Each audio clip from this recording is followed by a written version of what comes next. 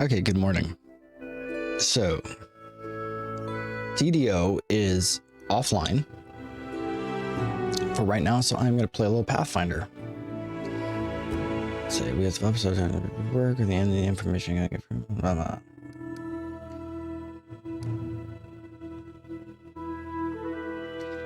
Just gonna go ahead and cancel that. I do have the DLCs here.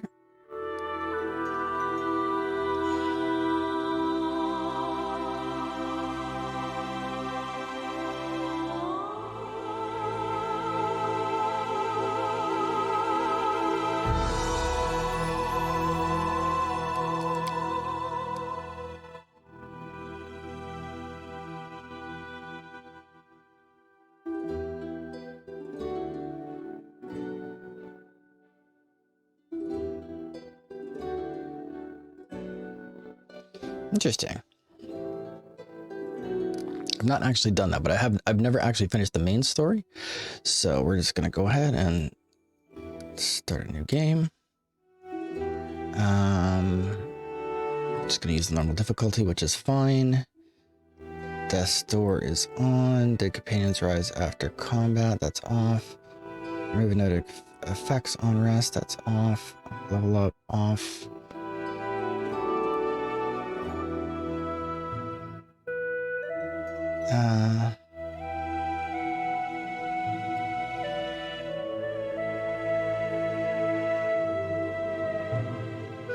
Not sure why. Can I change anything? If I go to this.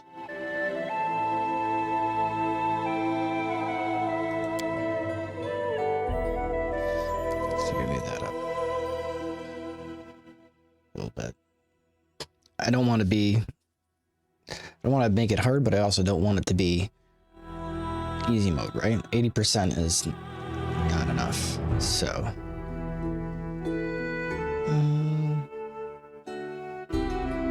kingdom management, I forget.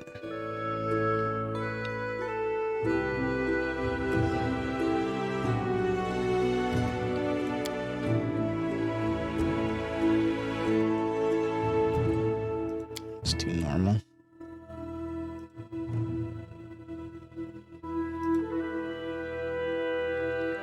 Okay, next.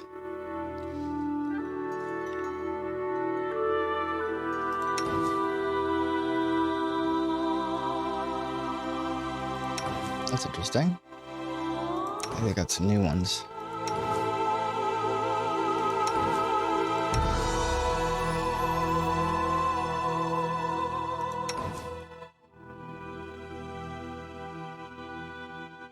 That's a great little picture, actually.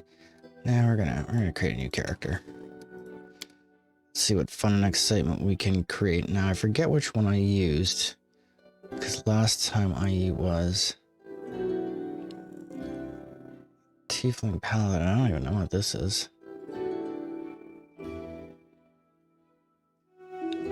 I might have actually used this picture.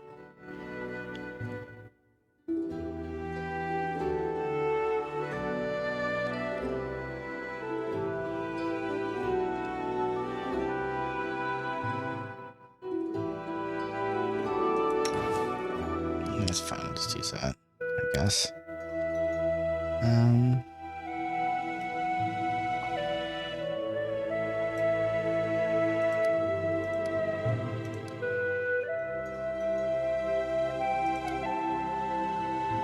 Zoom in on him so I can see him a little closer than that. There we go. It's a winner right there.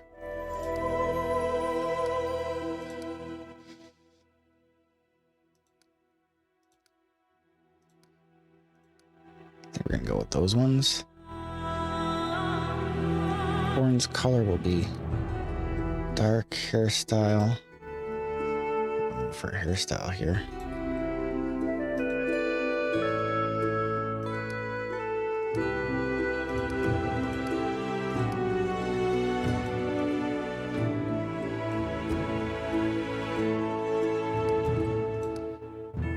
So we'll go with this.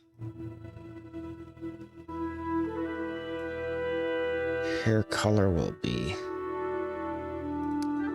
that. Can I not choose a different, like, skin color?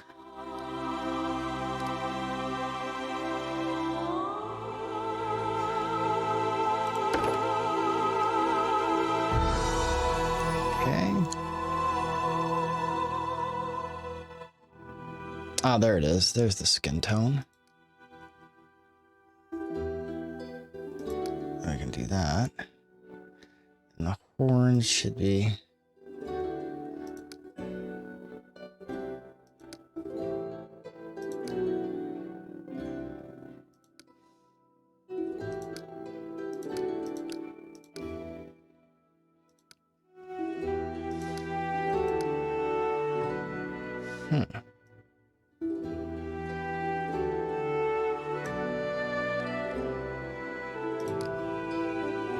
Did I change my eyes, my eye color? There you go, I was gonna say. Gimme. We're going full Nightcrawler on this one.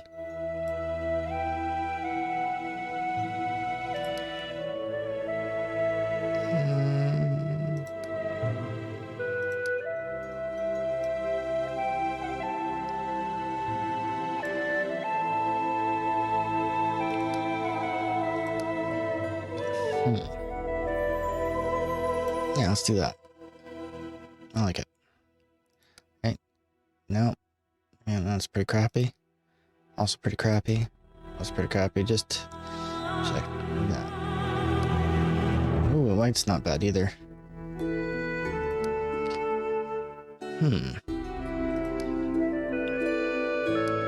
It's not without its charm as well. But why do that when you can be Nightcrawler, right? Always be Nightcrawler. There we go.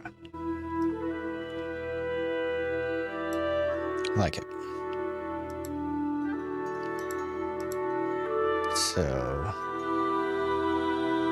next, we're going to make him a Paladin.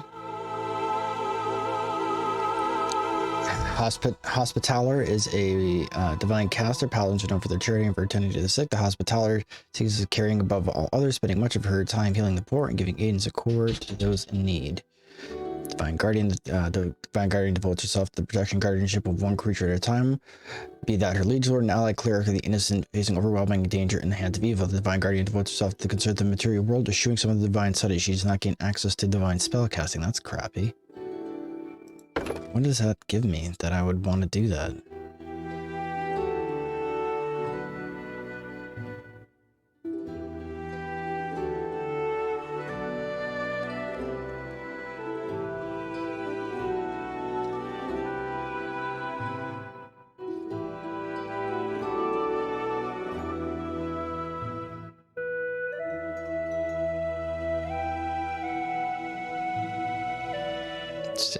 That sounds not at all great. Let's go with Divine Hunter. Let's see what we got here. Most paladins rush into battle, meeting evil toe to toe. The Divine Hunter prefers to engage evil from afar, striking down her foes before they can threaten her allies.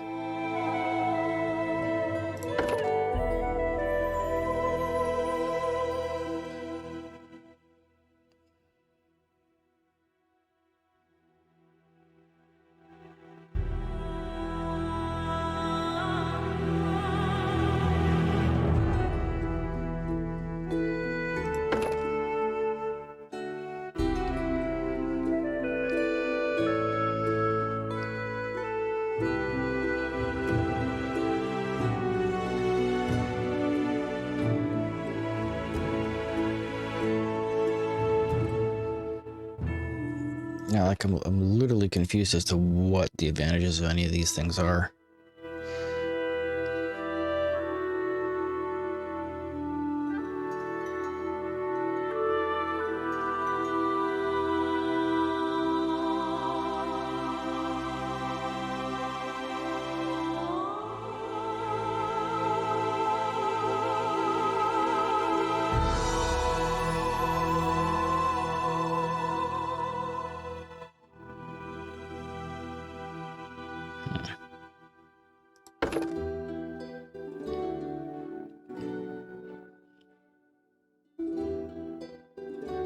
I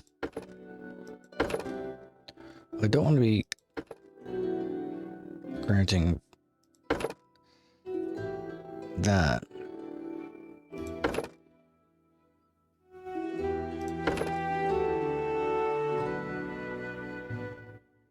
Oh, and interesting. 11th level, you're immune to death effects. Interesting. This gets me what? Smite evil. Additional smite evil. Divine Guardian gets all this stuff.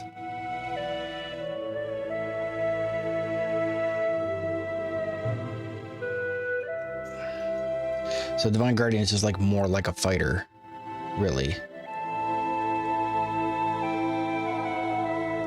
Hospitaller is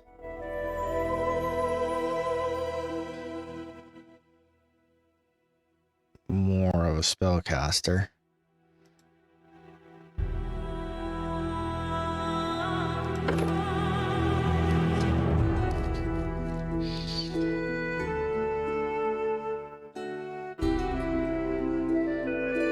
I mean, it seems to me like the straight up Paladin might just be the call between all of these.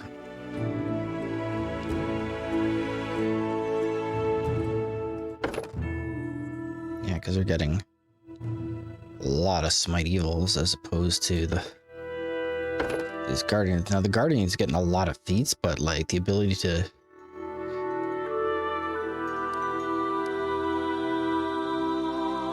have divine spell casting, that's like, it's rough. That's a rough go.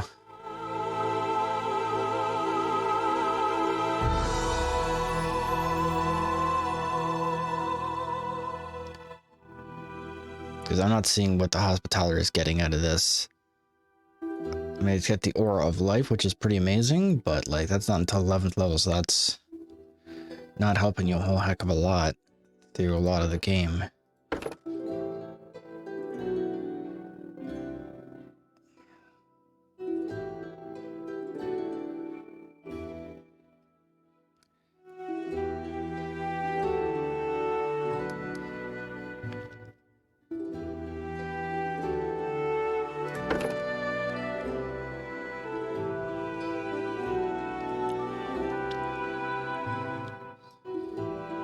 And nice they show you what you're.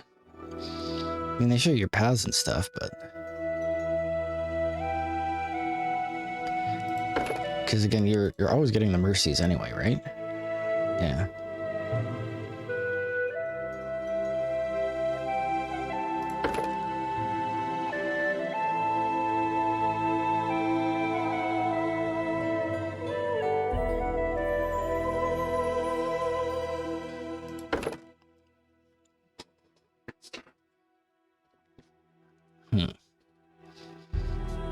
An interesting choice.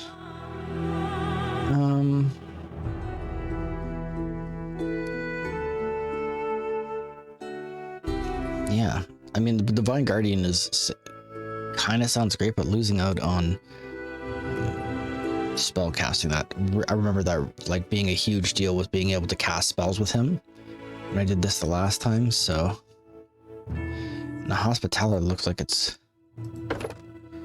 I'm losing smites to gain death protection. I'm losing like 3 smites to gain death protection. That seems like a bad trade-off. Like an awfully bad trade-off, so I'm not gonna do it. Alright, there we go. What do we got for our things here? Beast Brood, Rakshasa spawn. Beast Brood regard themselves as deserving appreciation and opulence. Though deceit and sheer willpower, they achieve privileged stations in society. Beast Brood have +2 racial bonus to dexterity and charisma, and -1 penalty to wisdom, and a +2 racial bonus to perception and persuasion when used for bluff checks. They can use the blindness spell once per day. They get a damage reduction of 2 piercing. Fault spawn. There you go. That would show up eventually. Lacking any sense of empathy or pity, Fault spawn often abhor all ways of life but their own. They inflict severe emotional and physical pain on others and never stop picking at the resulting psychological scars. False spawn have +2 racial bonus to dexterity and wisdom, -2 to intelligence, and +2 random bonuses to knowledge, arcana, and knowledge world checks. They can use the hideous laughter spell once per day. They gain a +2 racial saving throw bonus against enchantment effects. Foul spawn. Crude and boorish foul spawn take a particular delight in giving offense and scandalizing polite society. They enjoy violating taboos even more than breaking laws, especially if it means degrading or repulsing an innocent. Foul spawn have plus racial bonus to constitution and wisdom, -2 penalty to intelligence, +2 random bonus to lore, religion, and persuasion checks. They can use the cacophonous call spell once per day. They gain a +1 racial bonus to attack rolls against clerics, inquisitors, and paladins. Excuse me. I forget which one I used the last time. I want to say it was the Shackelborn.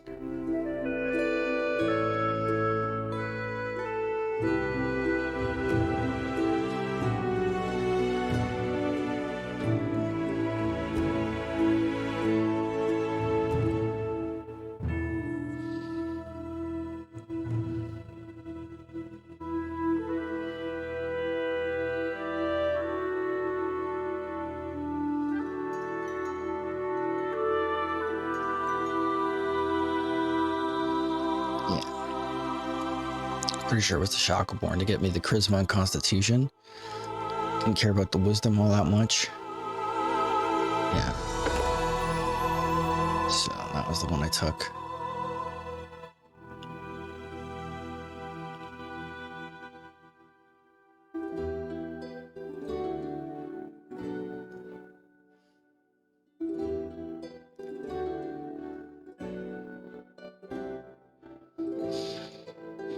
There we go.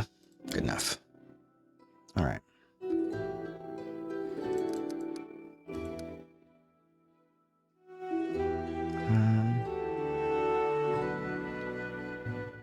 Let's see. Let's get this. I get the Cha up as well.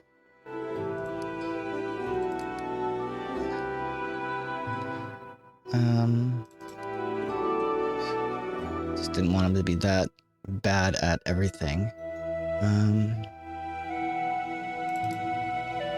That's a lot of points. 3 points left. Wisdom is kind of important. I don't care if he's not that bright or quick on his feet. So, might be nice if he's... I think that's like his maximum possible.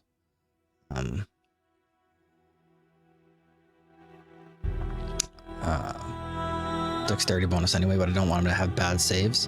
Although he will have pretty good saves with Divine Grace, so...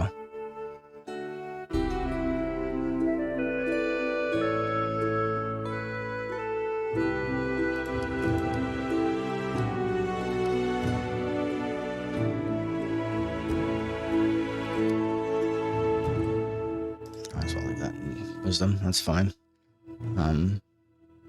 This is good to have additional skill points. So, points in religion, persuasion.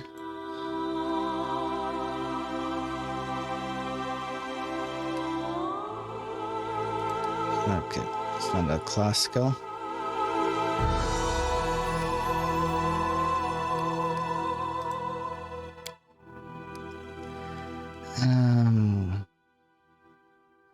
What's this doing for me?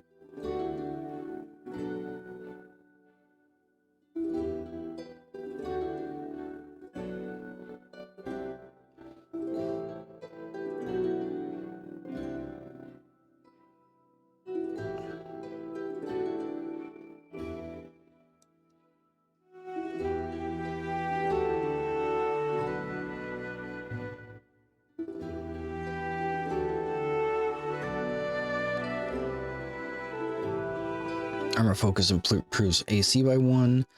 Blind fight, invisible attacker gets no advantages related to hitting you in melee. Coordinated defense. I guess they really like this one. For some reason, this gets the thumb up.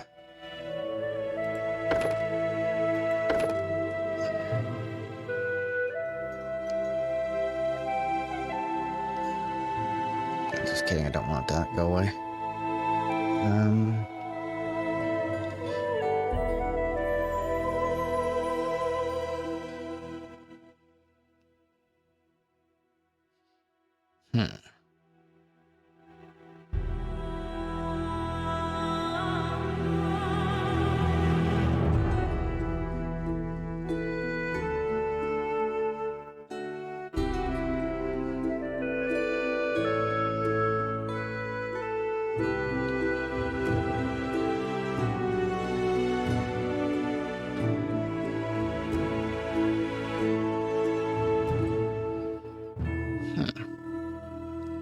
Do like power attack. Yeah,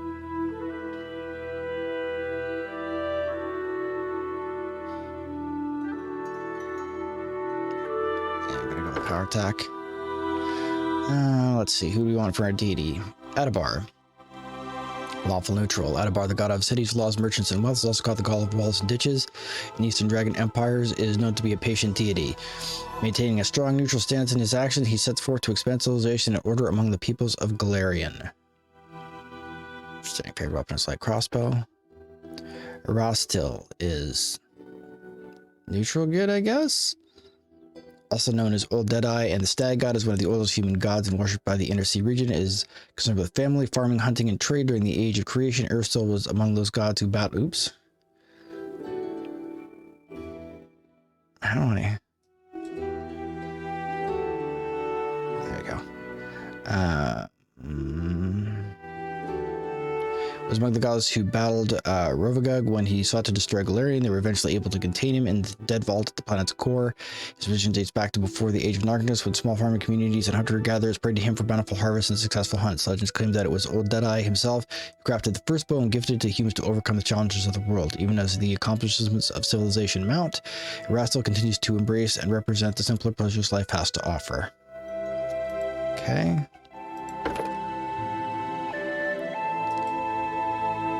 Please. Alright, there we go.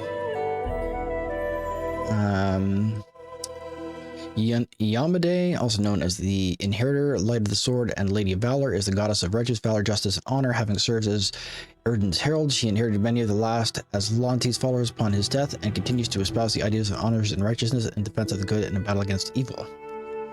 It's looking like an early contender right here. Okay, I guess it just has a check mark beside it for things you can possibly do because of my alignment restriction. There's also known as the Master of Masters.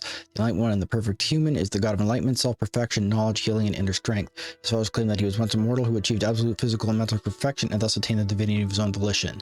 He is one of the core gods, if not the most powerful deity of the Vudrani pantheon, but has an increasing following in the Inner Sea region as well. Healing, knowledge, law, runes, strength. Interesting. Sarenrae. Known to her faithful as the Dawnflower, the healing light, and the Everlight, Sarenrae is a goddess who teaches temperance and patience in all things. Compassion and peace are her greatest virtues, and the enemies of the faith can be redeemed. They should be. Worshipper of the goddess of healing, honesty, redemption, and the sun began far to the east of the Inner Sea, past the Padishah Empire of Kalesh, but her worshippers now can be found throughout the world. Fire, glory, good, healing, sun. And the scimitar. Shelyn. Let's see what we got. Also known as the Eternal Rose, the Eternal Maiden, and the Incorruptible, is the goddess of art, beauty, love, and music, and the half-sister of Zon-Cathon. Shelyn focuses as much on the attention of internal beauty as external. As aspects of her role as goddess of beauty, Shelyn also promotes the creation of art and the composing of performance of music. Clerics of Shelyn frequently are artists themselves. As the goddess of love, Shelyn encourages the proliferation of that feeling in all its forms. She is not the goddess of sexuality, lust, or fertility, and makes a very clear distinction between love and sexuality, though she does not in any way discourage erotic love. The few paladins who worship her practice courtly love. Her weapon is the glaive. Torag. What do we got for Torag? Torag, also known as the Father of Creation, is a stoic and serious dwarven god of the forge, protectionary strategy who loves honor, planning, and well-made steel. He is often distant deity letting magic power to his clerics, but leaving their foes to make their own way through life, knowing that this will make them strong and determined. Artifice, God, law, and protection. His weapon is the Warhammer. Well, it's looking like right now Yamade is the way to go here. Glory, good, law, sun, war. I do like Sarenrae. I don't know why that was kind of another good one.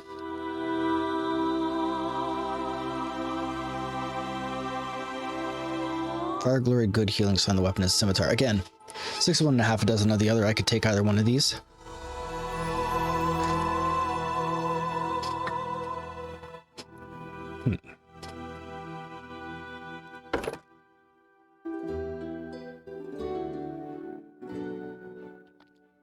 Let's just do that. Let's see what we got. This will hurt! I have no need for this. Together we stand. Adventures forwards! This is my path. Let us press on. I am so... I didn't even... I'll need to review... Not that I care. Their life ends here! So many... I shall not falter. Alright, let's do that. A good, diabolical name here. What do we use for our boy here? Give me a name, son.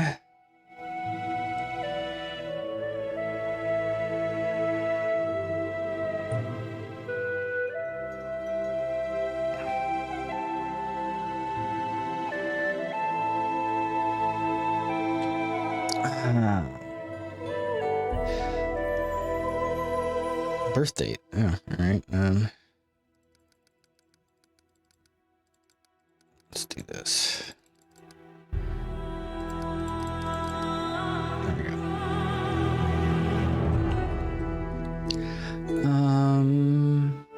Yeah, my alignment is chosen already.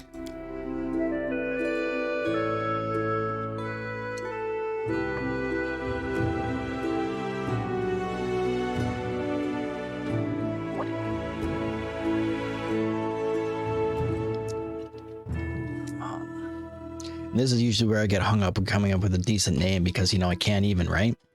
I have to have an appropriate name.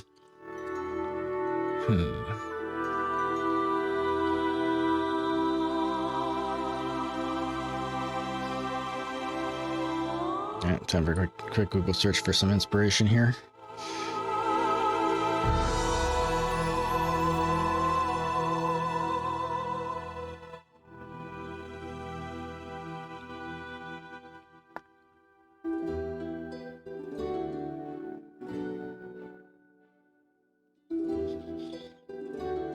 Let's go with...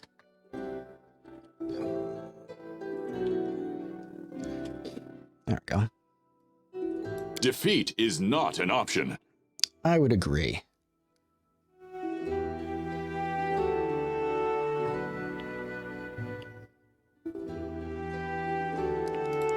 Let's do it.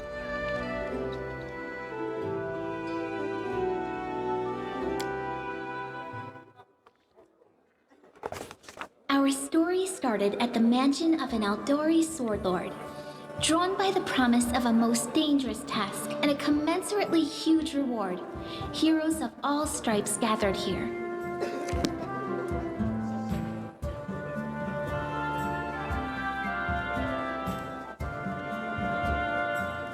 Where are they? This is taking forever! It didn't even say what this was for, just that the Aldori were looking for heroes. Who are the Aldori anyway? Rich folk? If you can't be patient, no one's keeping you here. Just go back to your mountains or whatever hole you crawled out of. The Aldori Sword Lords run the premier school for the dueling arts. They're also the richest and most influential group in this part of Brevoy. Take that tone with them, and they'll teach you some manners pretty quickly. All right, you purple toad, just shut your trap. And if you can't, I'll help you. Hush! Quiet! They're coming!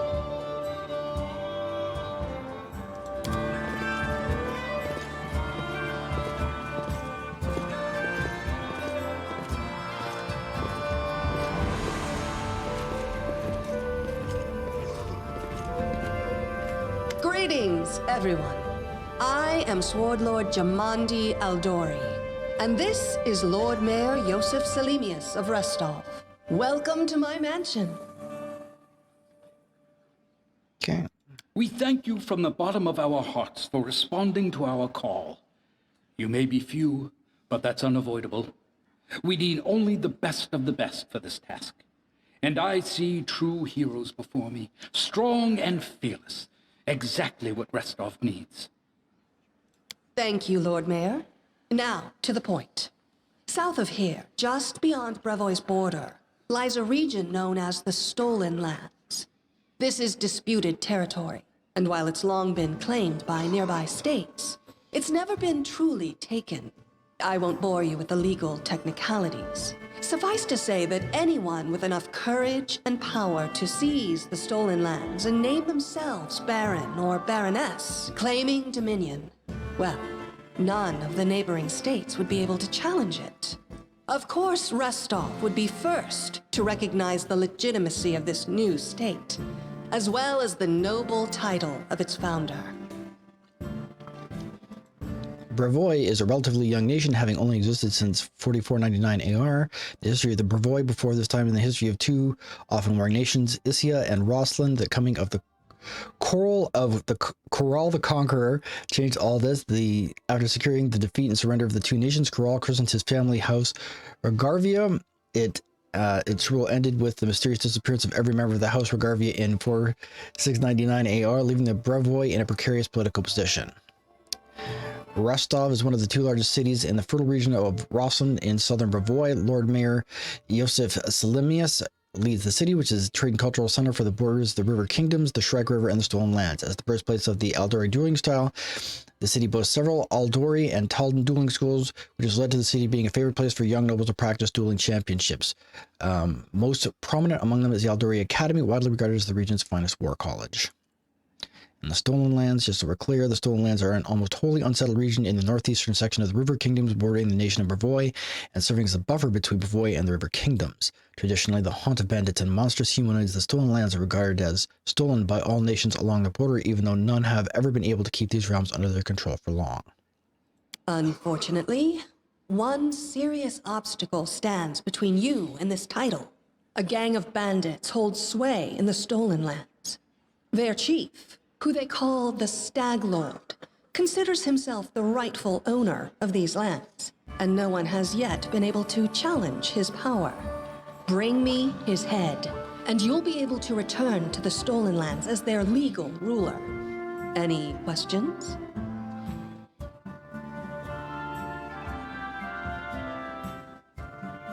That's a good point. As I see it, this Stag Lord already holds power over the region with confidence. Many noble bloodlines were started by bandits who just got lucky, weren't they? Perhaps because we do have standards to maintain. This room has seen many celebrations of adventurers, and even those who just got lucky. But giving a noble title to a bandit lord? That's one thing that's never happened here. And it won't, while I still breathe. You're helping us found a barony. What do you gain from such generosity? Questions? Why should you even care? What they have to gain and why, that's for Lady Aldori and I to discuss. It's none of your concern. Your only concern is to swing your sword around or whatever it is you do. Of course, we stand to benefit from this enterprise. But if you're concerned that we intend to rule your country from afar, using you as a front, well, please know that these concerns are unfounded. Let's just say that we have a strong interest in the region's stability. We have need of a ruling power we can negotiate with, not bandit gangs and monster hordes. What is that smell in the air? Is it the smell of unspoken words and political intrigue?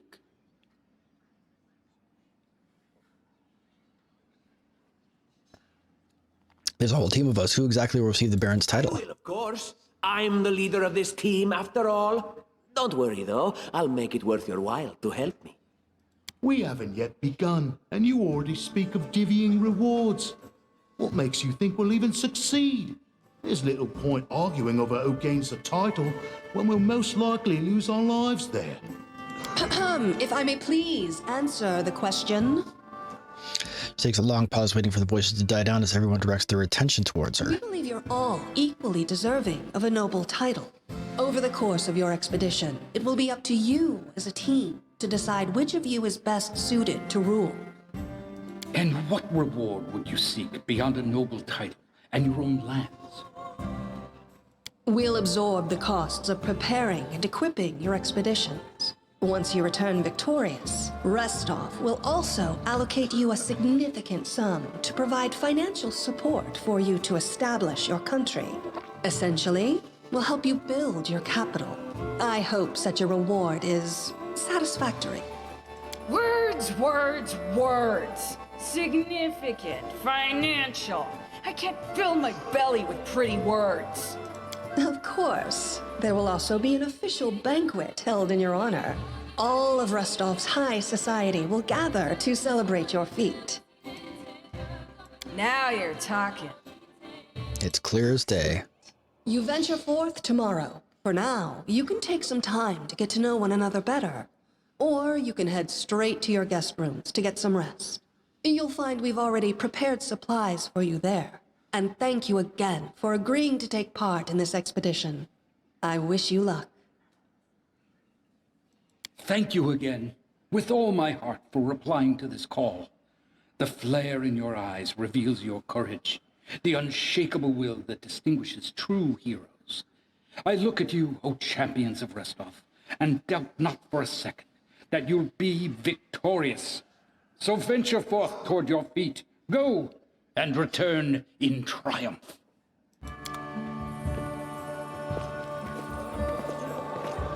Hi, my name's Lindsay. I'm a bard, though this is my first real adventure. So, shall we go teach this Stag Lord a lesson?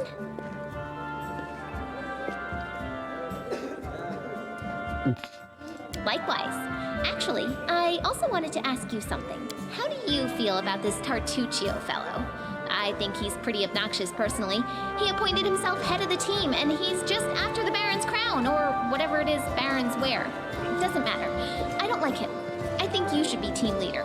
When I first saw you, I couldn't help but think, now here's a real hero. Someone who'll be praised in poems and songs. This is the person I'll write my book about. Damn, I should have led with that. Please, just let me explain. You know what the trouble with most heroes' biographies is? They're always written years later, based on the tales of, best case, people who saw things from the outside.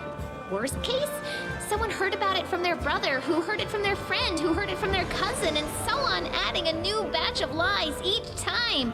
Every time I read about a heroic journey, I think to myself, why didn't they just bring a bard with them to write it all down properly? And then I thought, I could be that bard. I just needed to find a suitable hero and volunteer to follow along on their glorious adventure. A great plan, huh? And here we are, with a heroic journey lying before us. Who's going to be the hero? Some dwarf who keeps muttering about how we'll all die? Or maybe that horrific scythe lady? Or, God forbid, Tartuccio? No way. Oh yeah, she's fantastic. You can tell she could tear a bear's head off with her bare hands, but she kind of scares me just a little. But, I mean, her sword's twice as big as I am. She could cut me down without even noticing. Just think on it a bit, all right? All right. I'm going to my room to write about tonight.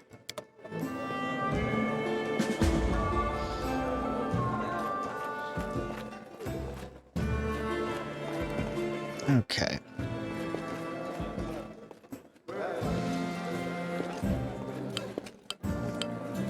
Okay.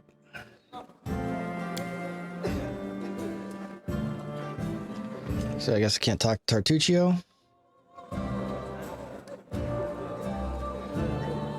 Arim.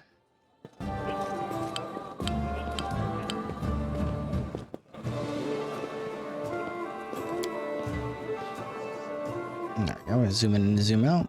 So I guess I can't really talk to anybody right now. Alright, so do you suppose our rooms are? Forwards. Man, I remember when this game first launched, it was, I mean, it's probably still a little janky because of my upload rate. I have to adjust my frame rate, I think. But, Without a doubt. But man, it was so super jank when we started, when this game launched.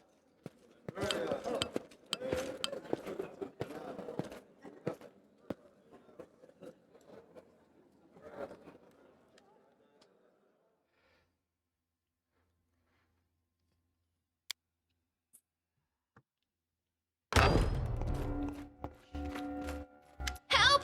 Help! The mansion's under attack. We need... Some villains broke in and started killing everyone. I barely made it. Hurry, we have to help the guards fight off the attackers or we'll all be cut down one by one. Uh-oh.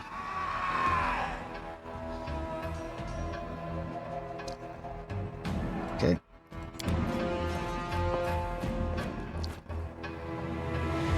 So... Oh. I'm not going anywhere. Combat. General combat happens in real time, but you can pause the game at any time to assess the situation and give orders to your companions, or pause and unpause the game. Press space. Click on an opponent in order to attack them. To switch between turn-based and real-time modes, use game settings. Dice rolls. Most of the game's mechanics are based on the Pathfinder role-playing game system and use dice rolls to determine the results of actions. The most common die has 20 sides and is used for both checks and attacks. Battle starts. Each combatant makes an initiative check. The higher the initiative, the earlier the character can act. Initiative scores can be viewed by the combat log. Combat is divided into rounds and can last for 6 seconds. Attack roll and attack rolls. The characters attempt to strike an opponent. The result of the attack roll depends on many factors: wield weapons, the combat's abilities, etc. The attack succeeds the attack. The result of the attack rolls equal or exceeds the target's armor class. There I know. I knew I'd get it out. The amount of damage dealt with a successful attack depends on the weapon stats and other factors such as buff spells. Attack rolls, results, and damage numbers can be found in the combat log. Armor class: the higher a character's armor class, the more difficult it is to successfully attack them. It combines many factors such as equipment, stats, dexterity bonuses, passive abilities. Alright, have I even got a weapon on me? Okay, I do got a weapon at least. Got a great sword, that's good enough. We shall overcome. Well, let's do it. Yeah! Very slowly waiting for this to work. Alright.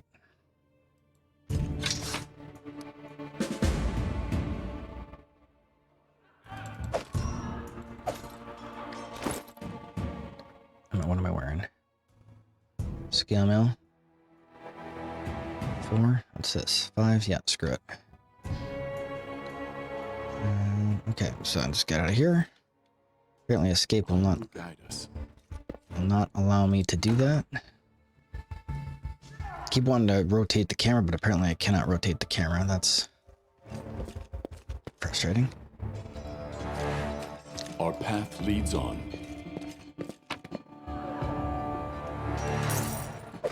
Don't need any of these things.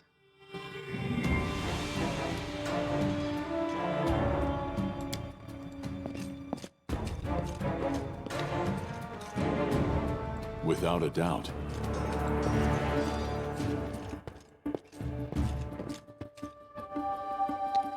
Okay, I know there's a thing that highlights, there it is. Grab that, don't need any of this.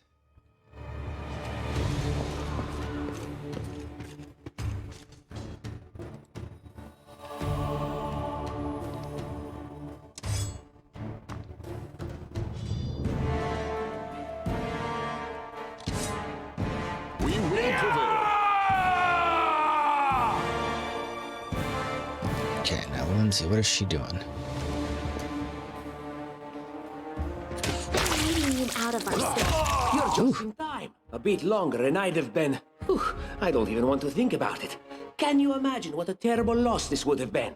But it's all right now. I'm safe, sound, and unscathed, ready to lead you to victory.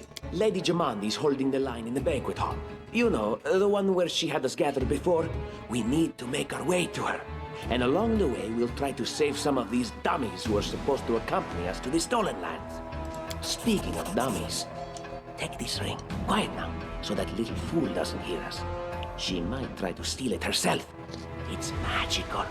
It'll protect you. You'll need it while you work to defend me.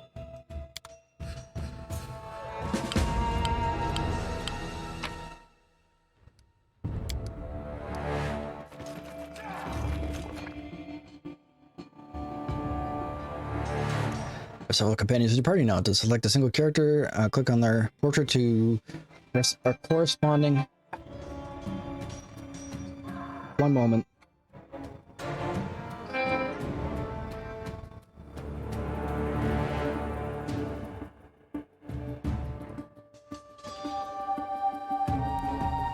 Sorry, I had to got a phone call there. I'll have to call back and deal with that at another time. Corresponding Alt 1 plus Alt 6. The multiple characters at once and give them a order draw a frame around them and then holding down the left mouse button. Just select all characters, press backspace. It's fine. Okay. What do we got in here?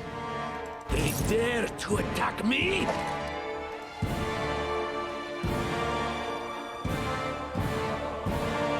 Oops, sorry, paused.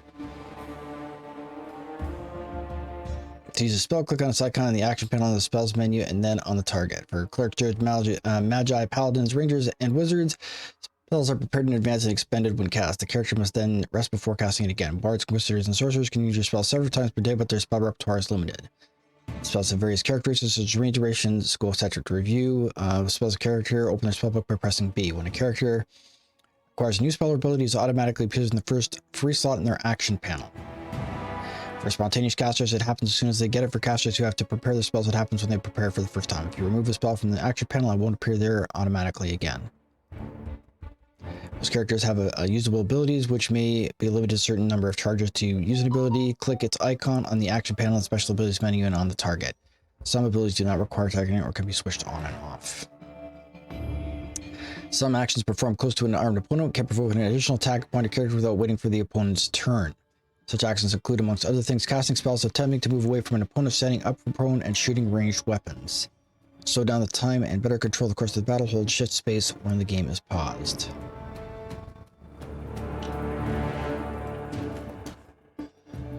All right.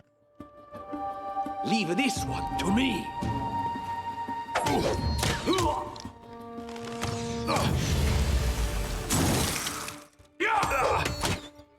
Oops. Attack! Just die already! This failure. What the heck? Serves you right. I'm writing you out of our story.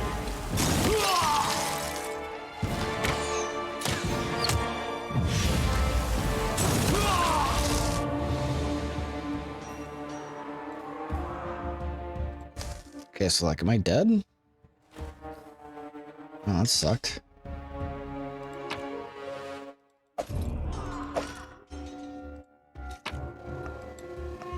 Phew. I don't think I was hurting that bad.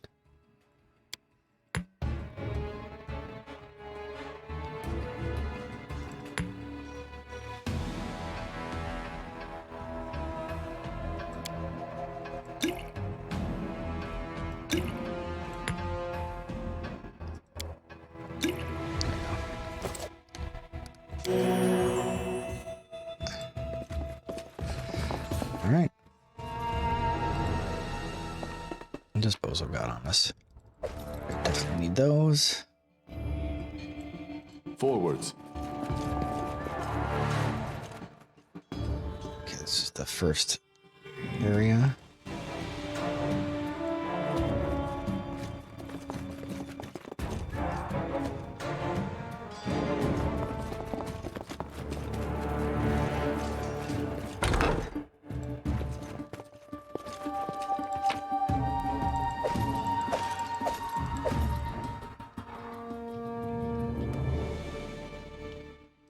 In the thing? No, guess not. Okay.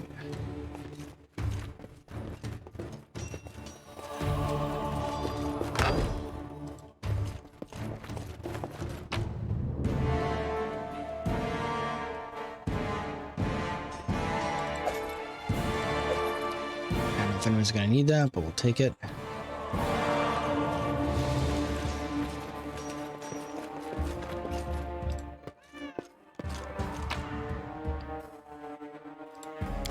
Cooking ingredient, all right.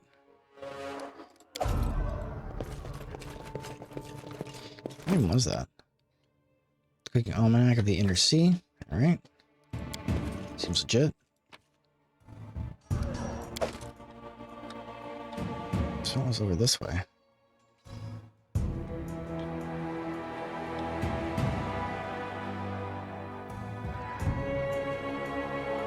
Alright, so that's just another door that comes through where we were.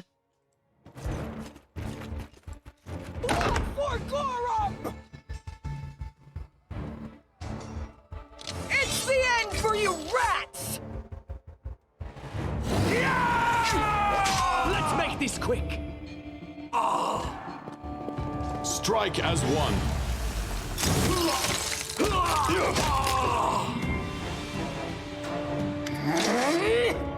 Oh, it's you. Stay up from under my feet or I'll strike you down. Blood for Gorum! Gorm, also known as our Lord in Iron, is a god of battle above all other pursuits, and it is said that he would rust away into nothingness if there's every time with no more conflicts to be fought. It's faithful belief that he is present in every iron weapon of war that is forged. Barbarians. I think that's exactly how heroes should be. What, stupid, sweaty, and always looking for something to gobble up or lop the head off of? Calistria, save me from such heroes. Calistria, also known as the Savored Sting in the Unquenchable Fire, is the goddess of lust and revenge, who takes on many faces and guises. She is held in especially high regard by elves, who often identify with her mercurial moods and changeable nature. A fondness for wasps has earned this vengeful deity the title of Savored Sting, which creatures live on after harming their enemies, a trait Calistria's followers hope to emulate when pursuing their goals. Grab that. Looks like that's all there was. We march ahead.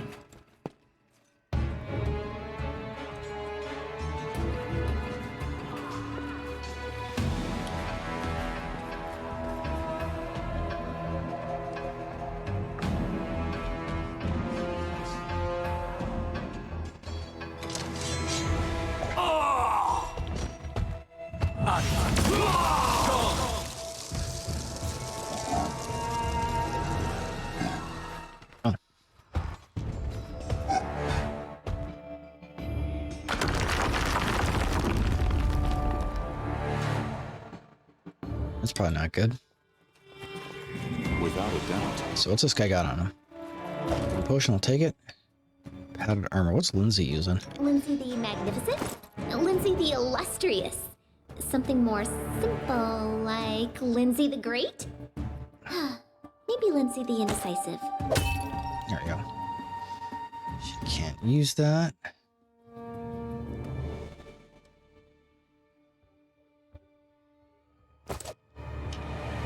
Alright.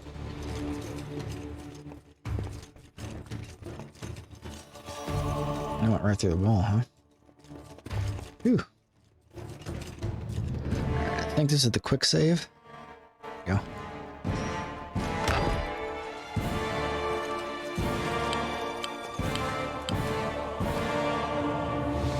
Sometimes interacting with an object requires a skill check. A successful check may be needed for a variety of tasks: unlocking a door, opening a chest, disabling a trap, moving a heavy object, reading an inscription in an ancient language, etc. Different skills are used for different checks. If multiple characters are selected at once, the character with the highest skill bonus will perform the action. Some skill checks, like trap disarmament, can be attempted multiple times. Others, like unlocking doors or spotting hidden things, can only be retried after a character raises their skill rank. Some items and spells can give a character a bonus to a skill check, but applying the bonus doesn't give you a chance to retry a failed check.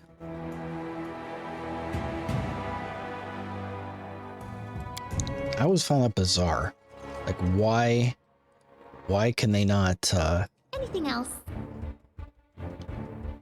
why can they not retry the checks? That always seemed bizarre to me. And Lindsay was called forth. So, what she got on her? One of these. Okay, that's interesting. It's just cooking ingredients. Can you make an epic pose? I need inspiration.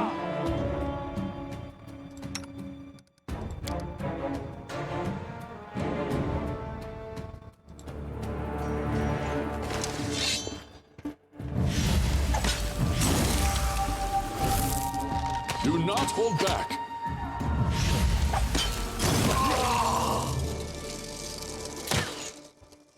You guys are really bad at your job.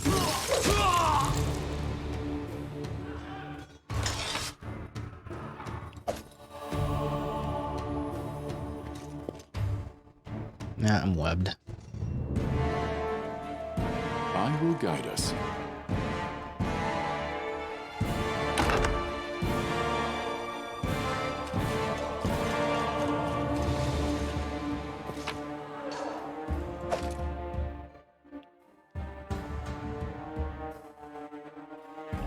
I just read it out.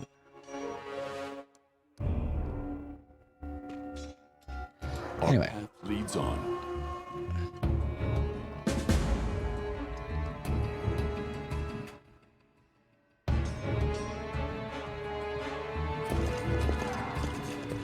All right. Let's run here. Applause, please.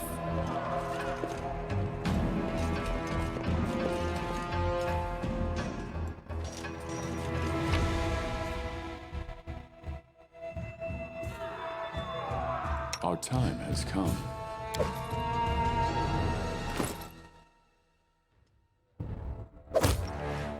That's better than what I'm using.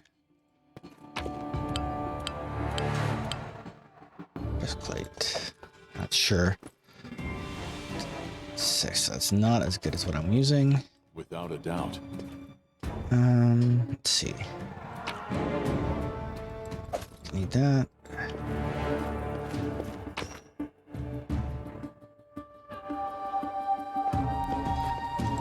Take both of those.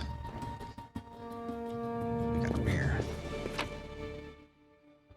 Tower shield. I don't think I can use that. Yeah, I think only a fighter gets proficiency with a tower shield. What have we here? This chest is full of gold. I guess it's for the guards. What? No, we're... Who said we were stealing it? We'll just take the gold for... Finally, a voice of reason. Do what you want. I don't care. It was just a suggestion. Okay. We march ahead. So anyway, we're gonna do the virtuous thing and leave the money in the chest. I think honestly, it's not really all that worth it. You get so much money later on from selling trash that doesn't really matter.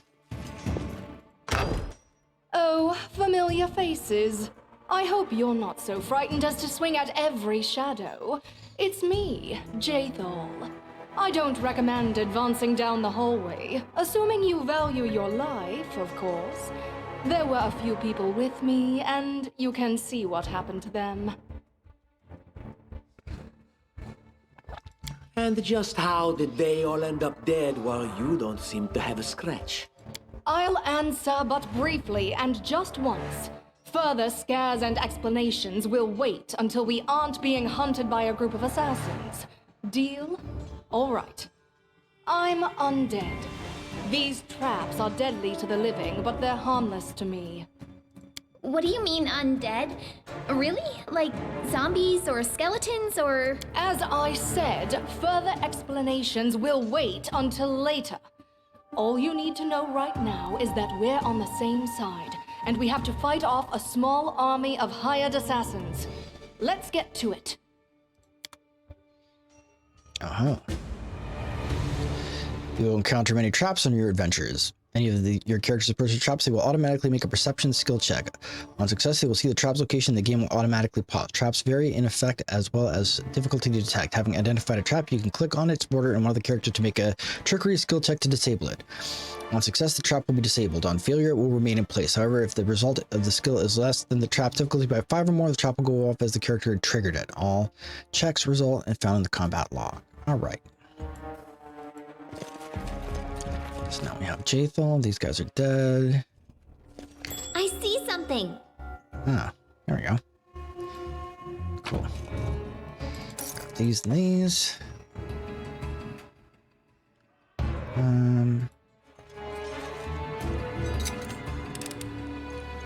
Applause, please. No. I will guide Would us. you look at that?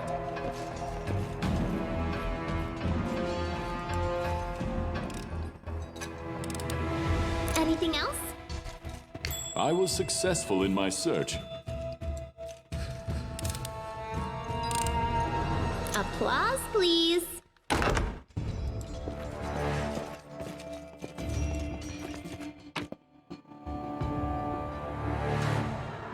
got lots of stuff. I don't need that. What was the other thing? Oh, shard.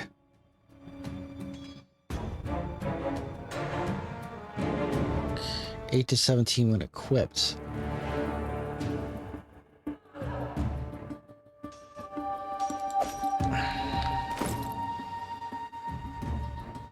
Why can I not be equipped by this character? Oh, it's an exotic proficiency, that's why. Okay.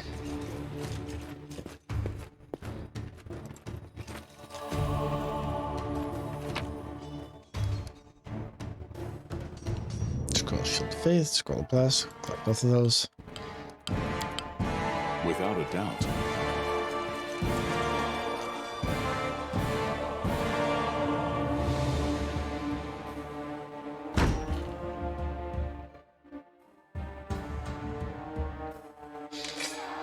And then our leader charged forwards. Hey, wait for me! What do I got here?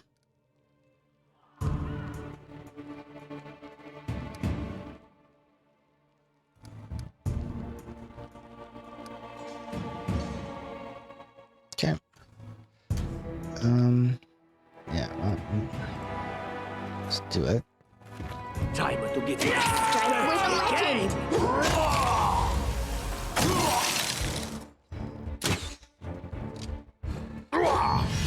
Out of my way!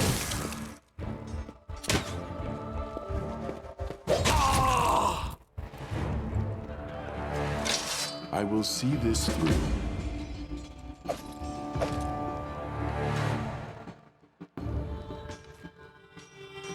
Forwards. All right.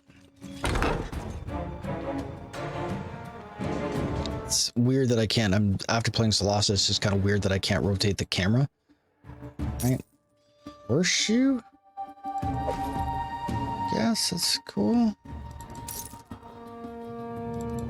Okay. I seem to remember one of these had a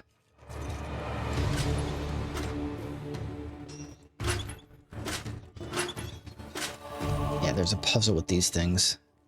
I don't remember how it went.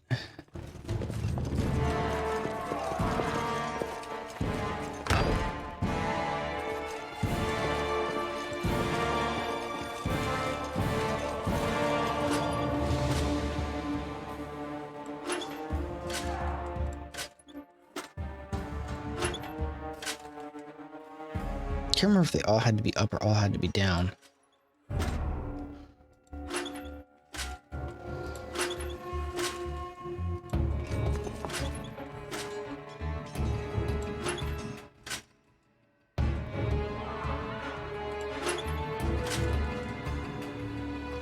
I always did what was right, therefore I became righteous. Does it mean whatever I do now becomes right because I am righteous?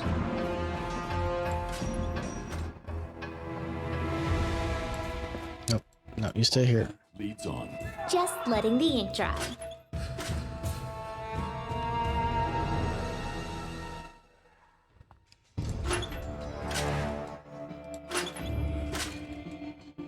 Enlighten me.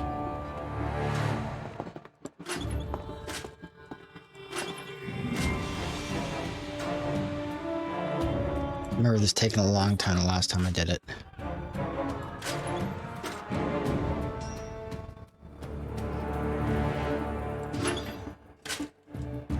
I will not falter. Anything is possible. I deserve better. Together we stand. What troubles you?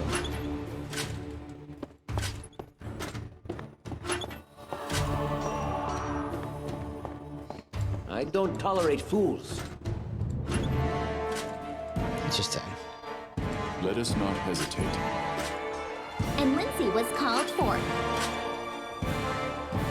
Our time has come. Adventures call to them. No, sorry. Over here. I stand ready.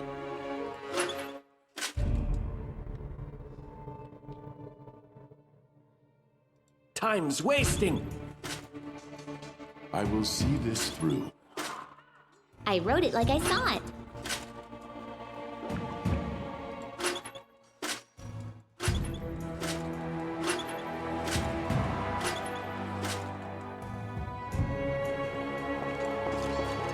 And so they walked on.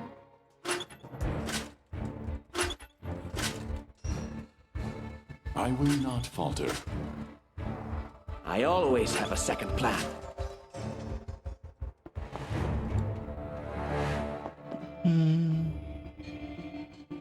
Remember this being a fairly annoying thing.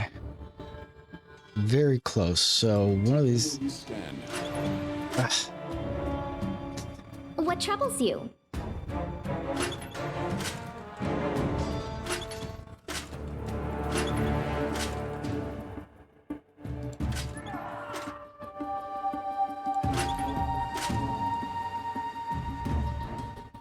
Our time has come.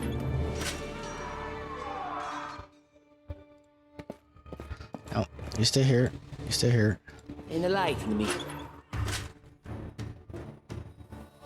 Let us not hesitate.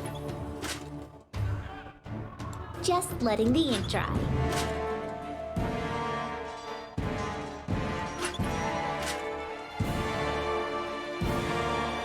I deserve better.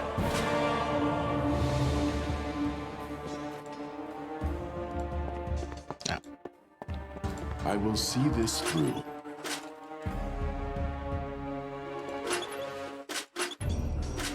Yeah, I think we're getting close. Adventures call to them. I will not falter.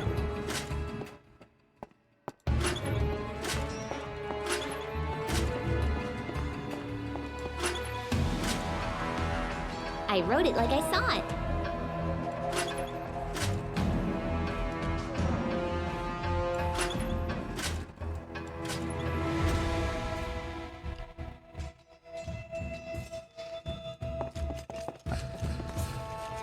I stand ready. Anything is possible. Together we stand. And Lindsay was called forth.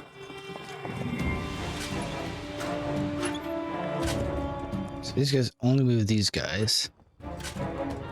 He is all three of those. My patience is running thin. No kidding.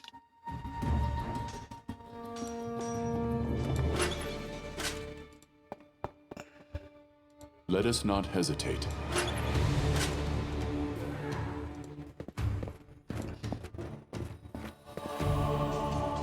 What troubles you?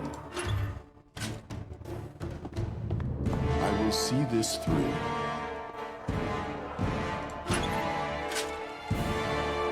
Adventures call to them.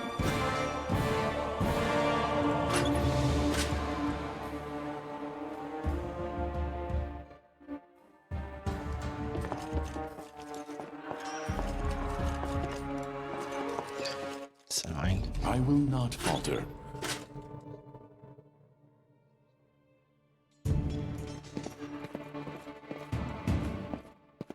Just letting the ink dry. Time's wasting.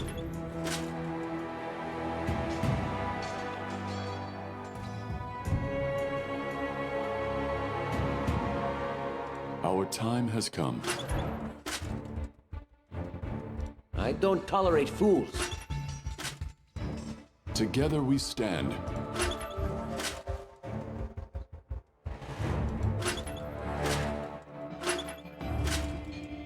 Anything is possible.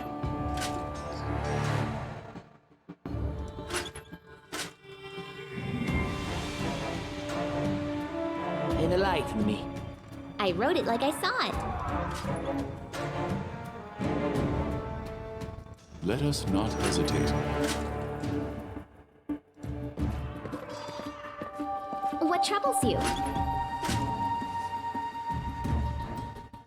As I recall, this one, these ones. So the only one left has to be. I stand ready. Oh my god, can this guy be flipped too?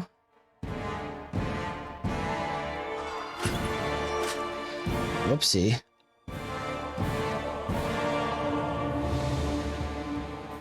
The new Wrath of the Righteous can rotate both up and down.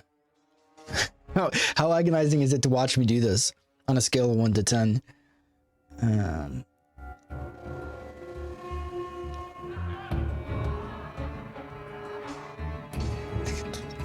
Come on, it's gotta be.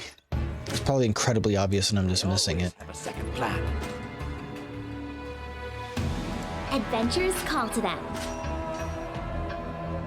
So now. I deserve better. I will not falter. Right? Nope. Stop. You. And Lindsay was called for it.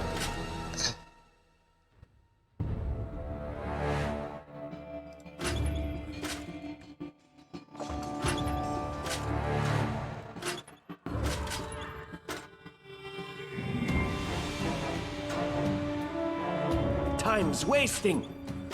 Oh, I did it. I did it. I'm a genius. Never not had it.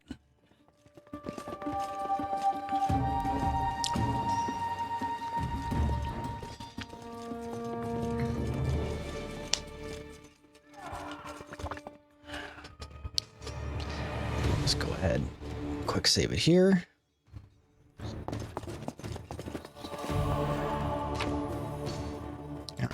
Some tchotchkes. What is this? Qianjia ink, a household item.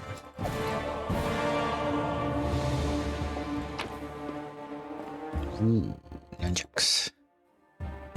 On to magic missile. Is that everything? Oh, did I grab these? I must have grabbed them. I did. Alright.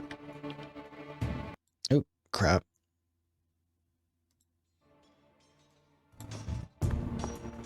There we go. Without a doubt. Yeah, the ability to rotate would be fantastic.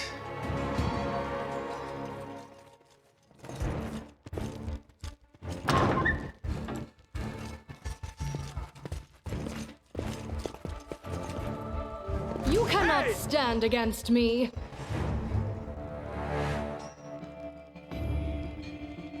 We shall overcome.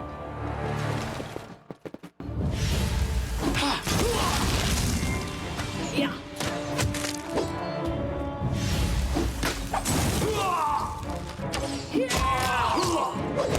Ends you. Oh. Ah! Everything is so much fun with a little fire. What a night, huh? I thought I was all alone. It's good you're here. A bit boring, chasing fool assassins without anyone watching the show. It's not fun at all. Many people have died for nothing.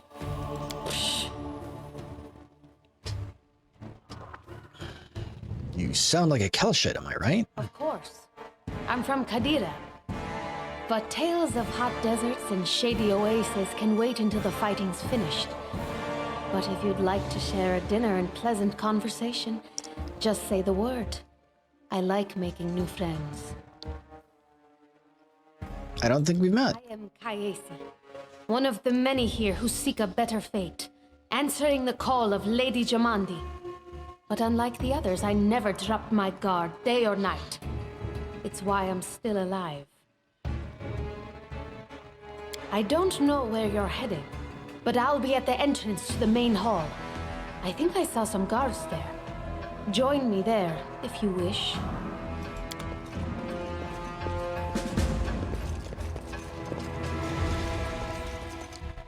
Okay. So these guys have anything good on them? No, I got some potions. Take those. This guy also had a potion. Oh, there's Harim. Brutus, I can sense your silhouette hovering over me. It won't be much longer. Soon we shall meet, O Lord of Oblivion. Sometimes skills are checked over the course of a dialogue. For example, when trying to convince a character of something, the check result will determine the way the dialogue develops. The character in the party with the highest bonus in the desired skill is usually asked to determine such a check. Dwarf is lying on the ground staring into the dark sky. He doesn't seem to be of any severe wounds, but his trembling whisper is weak, as though he were at death's door. Okay, aren't you being a bit premature? Look at yourself. You barely got a scratch. Possible? Oh, it seems you might be right. Yeah, it seems I will live. I suppose I must postpone meeting my god, not for long, I'm sure. But while we remain in this transient world, Arim is at your service. All right. Let's see what Harim's got on him. Spell conversion. Clerics and druids can convert their spells spontaneously. A cleric of good alignment doesn't need to prepare healing spells. They can spend almost any prepared spell to cast a cure spell at the same level. In the same way, a cleric of evil alignment doesn't need to prepare inflict spells. During character creation, clerics of neutral alignment can choose whether their converted spells cure or inflict. A druid can convert almost any spell into a summon nature's ally spell of the same level. I'll actually get, see if I can get him dragged over to the front. What's he using? Chainmail? I got better stuff than that he can have. Let's put this plate, give him that.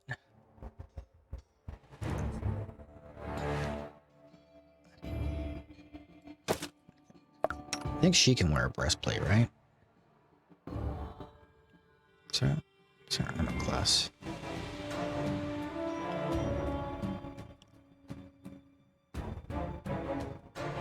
Yeah, so this is actually better because it's less of a penalty. And he will. That's 5, and that's. Why don't I just give him? Right. Scale mail. Okay, maybe not. Maybe the chainmail for right now is his best course of action. Yeah, alright. Let's leave that for now.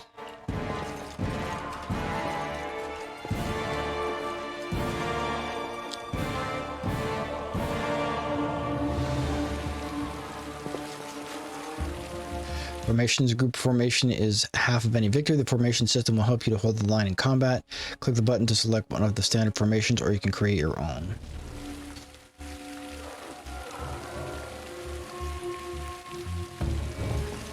Okay, so I should actually...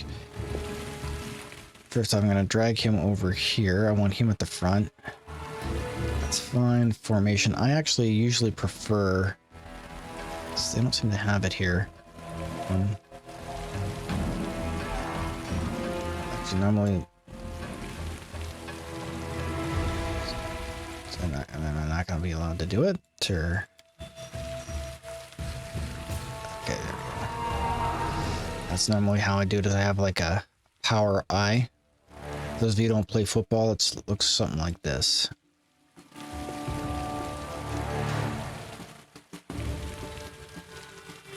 And that's going to be my custom alignment. That's better.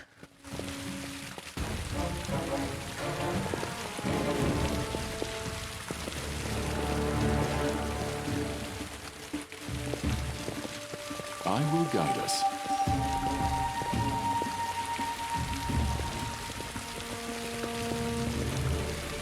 Okay, so unless I have missed my guess, there's a bunch of skill checks here.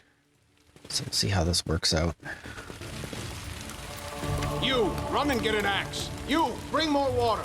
You, stay here and hold our defense. Those assassins are still around. Aha!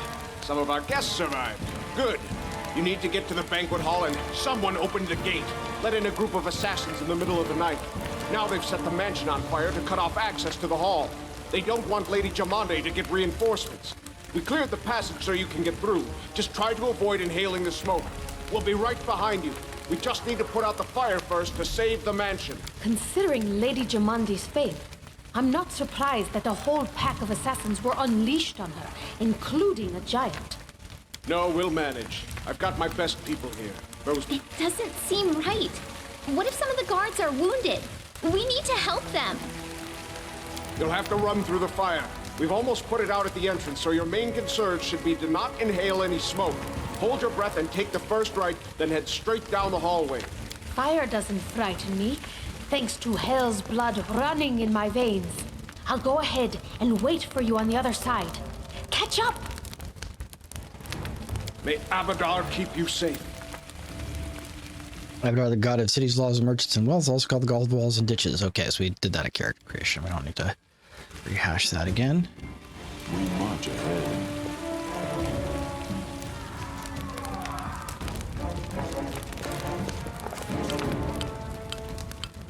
Oh, illustrated book episodes. The game events play out as illustrated book episodes. The decisions you make during these episodes have a drastic impact on the development of the game's plot. Can have a drastic hit. As with the dialogues, you will often need to make various skill checks during these episodes, depending on the circumstances. Sometimes you will need to choose one of your party members to perform the action. Sometimes an action will be automatically performed by the character with the highest skill bonus. All right.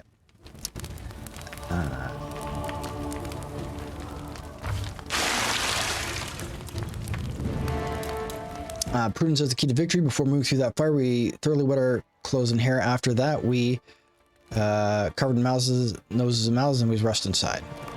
That's a good thing. You hadn't wasted any time. After entering the building and taking just a few steps forward, the wall collapsed behind us, slanted and crashed down in a terrible crackling sound, blocking the way. While we may not have planned on going back, if we had come a little later, the flaming logs and red hot bricks would have fallen right on our heads. Regardless, we were left with only one way to go. In the hot air burned our lungs, our eyes watered from the smoke, but Apollonius led us stubbornly through the flames, while Tartuccio did nothing useful at all. We had made it to the hallway leading to the banquet hall when we heard someone calling for us. It was Valerie, one of the guards I chatted with a bit in the banquet hall. Even then, in the calm setting, I'd been stunned by her beauty, but now, amid with the smoke and flame, she looked like a celestial avenger, an armored deity, menacing but beautiful and merciful, descending from the higher spheres to help us poor mortals. She held a burned, barely living guard in her arms. There are two more, she shouted as she passed us by. They are wounded. Help me pull them out. Tartuccio grumbled something about how Jamandi was waiting for us. Meanwhile, Apollonius rushed to save the guards from the fire. Saving the poor fellows didn't take long. Together, we lifted them up and carried them away from the fire. Only then did Valerie pause to catch her breath and wiped the from her face. Thank you, that was truly noble of you. Now let us rush to Regi Aldori's aid. Ensuring the guards were rescued while relatively safe, we made our way to the hall where the battle was already in full swing.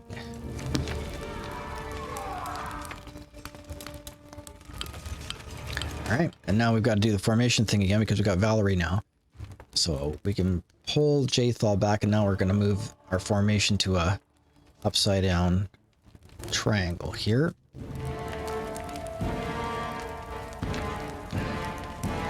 This is what I would call a wishbone formation for the record, but call it good. We are ready to go. Now, just so we're clear, I want she actually has tower shield. I'm not sure who's fatigued, though. She's fatigued. Okay. So he's got a tower shield, and he'll give it to her. Why can I not trade that?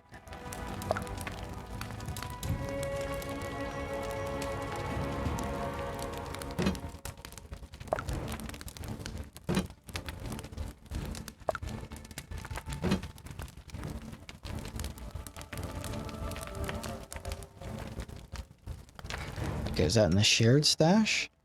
It's tower shield, and I don't think it's the same. Oh, I can't move because it's a shared stash. Alright, that's why I can't do it. Derp. Okay. So do another quick save right here. And we'll hit this up. We're about to leave the area, and then we'll tell me if there's anything I missed. Oop. Take that. Take that.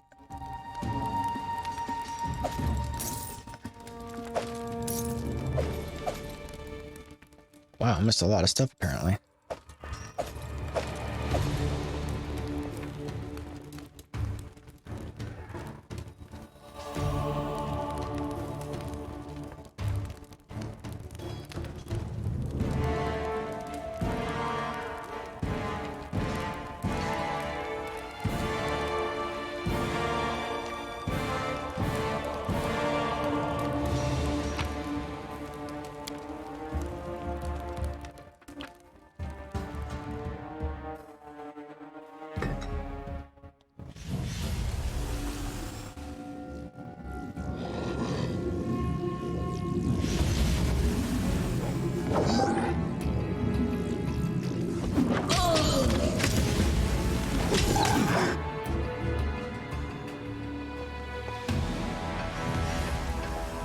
Forwards.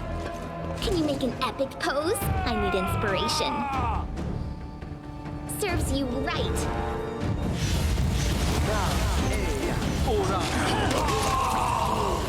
I shall not falter.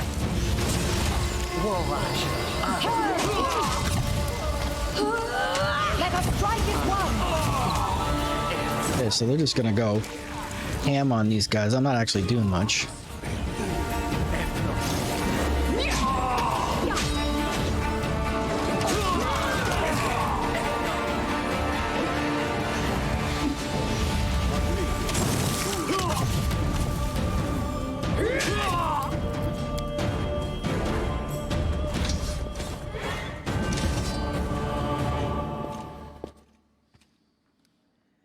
Okay. Neat. Look at all the fun stuff we got. One of these. Bracers. Acid flasks. Those are grenades.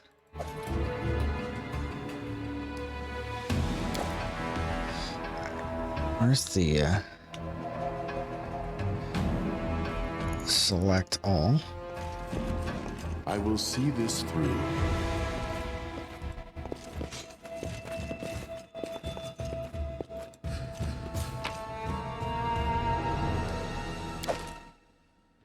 Yes, I'm still here.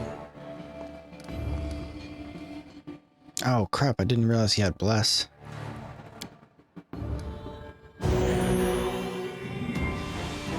That's handy. Okay. Oh, these jerks got on them. You want to absolutely get all of these. And every one of these guys had potions. I like to put a white line around so you can tell the ones you've looted. Let's go loot this guy.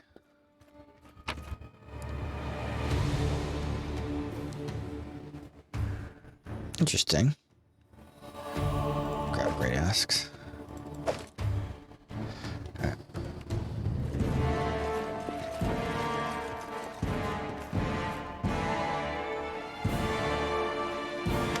Thank you for your valor and bravery. The enemy was strong, but you were stronger. And that means I made the right choice. Just as I thought, there were worthy leaders among you.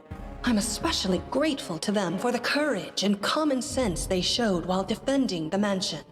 But this attack means we have even less time than I thought. Someone already knows of our plans and is acting against us. You'll begin your expedition immediately. All right. Lady Aldori, please, I know who arranged this attack. The vile king of Pitax, Iroveti. What's more, I know who among us works for him. Hey, you! Show everyone the ring you're wearing. You think I wouldn't recognize Iroveti's seal? That's why he wasn't killed. The bandits recognized him as one of their own by this signet ring. Yes. Such a gambit would be typical of Iravetti and his henchmen. And yet, it still seems suspicious. There's definitely a spy among us. But who? All I have is one word against another. They both came to your aid, Lady Jamandi. But a liar's cunning knows no bounds. I've never met these two or their companions. For all I know, they're all conspiring spies. How could you say that? We fought together. We literally went through fire together. And then you vanished into thin air. After you promised you'd wait. My words might be rash.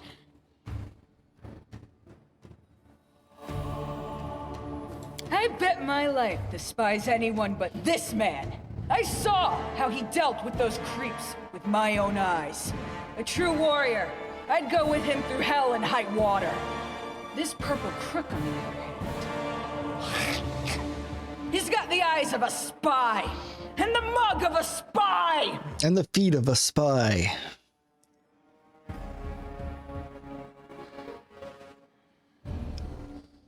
Lady Aldori, don't listen to this thick-headed barbarian. She doesn't know what she's talking about. During the attack, our leader showed his true colors. He forced us to break into the armory and rob it.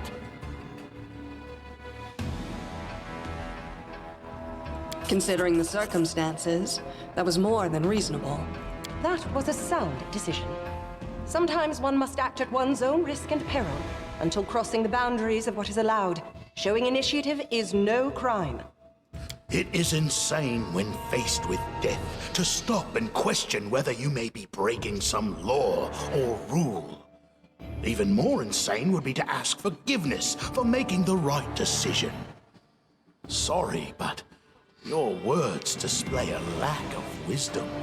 What about that trick he pulled right before we came? He knew very well you were fighting the enemy, but instead of rushing to help you, he dallied as long as he could, dropping everything to save people from the fire, even though the guards were handling things just fine. He was obviously hoping to show up too late and find you already dead. Really, Tartuccio? You're seriously trying to blame someone for saving people from a fire?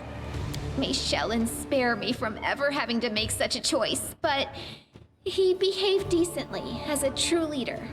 A true leader is someone who has their priorities straight, not someone who would put a valuable ally's life in danger for the sake of some servant. Enough squabbling.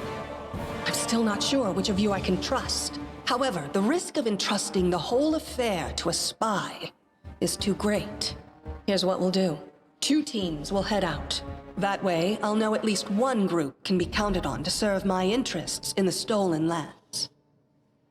Lady Aldori, most of those who were to set off for the stolen lands have been killed. Those who yet live will require help. Please allow me to join the expedition. I'm sad to lose such a talented warrior. But you're right, Valerie. They have greater need of you right now. Go, and may Abadar keep you. Which of the 2 teams would you prefer to accompany? If my leader allows, I would join his team. He seems a worthy commander in my eyes.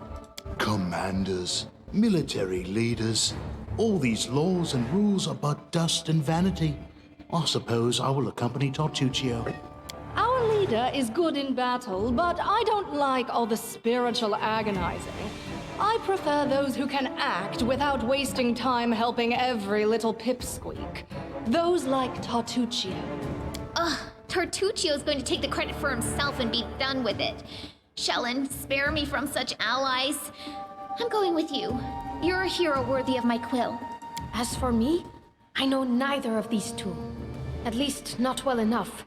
And I have no wish to become an unwitting pawn to an unworthy leader.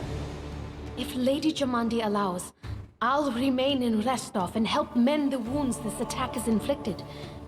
But who knows? The road may bring me to the stolen lands, but not yet. I don't even need to think. I'm coming with this man. As for you, Purple Toad, just wait until we meet along the way. I'll be sure to hang your rotten spy guts from the trees. Now that's undiplomatic, but accurate. All right, we have 2 teams. To avoid unnecessary conflict on the road, you'll each take a different route to the Stolen Lands. Tartuccio's team will go through Navacta's Crossing. The garrison commandant will provide him all the help he needs. You will take your team to Oleg Leviton's trading post. He's been complaining about the Stag Lord's bandits for a while now. There, you'll be provided with all the necessary travel supplies. Signed Scroll of Raised Dead. I'd like to believe you, but I know all too well how convincing traitors and spies can be. If you're truly innocent, I hope you can forgive me this precaution. While you're away, Keston will investigate the night's events and learn who in Restov is working for Patax. But you should know that it isn't just Patax we need to worry about. The Royal House of Sertova may also interfere in our plans. I've managed to keep this affair a secret from them so far, but that can't last long. By my estimations, you have no more than 3 months. After that, any feats you accomplish will be pointless.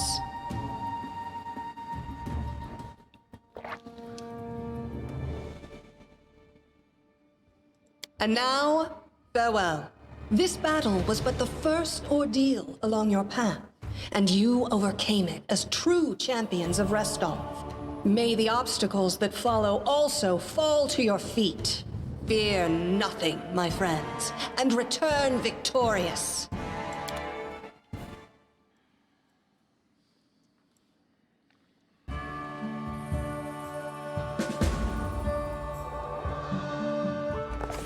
Surviving a terrible night, our small team set off to brave our fate. Beware, Stolen Lands. Heroes are on the way.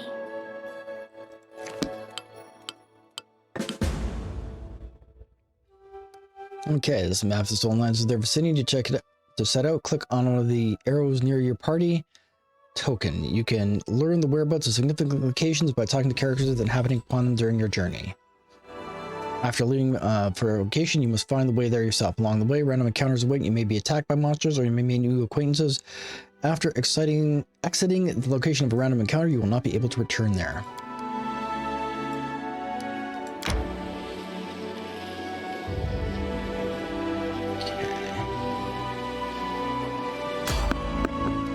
Okay, I think this is a scripted encounter. It's the one with the wolves or something. A thylacine. Oh.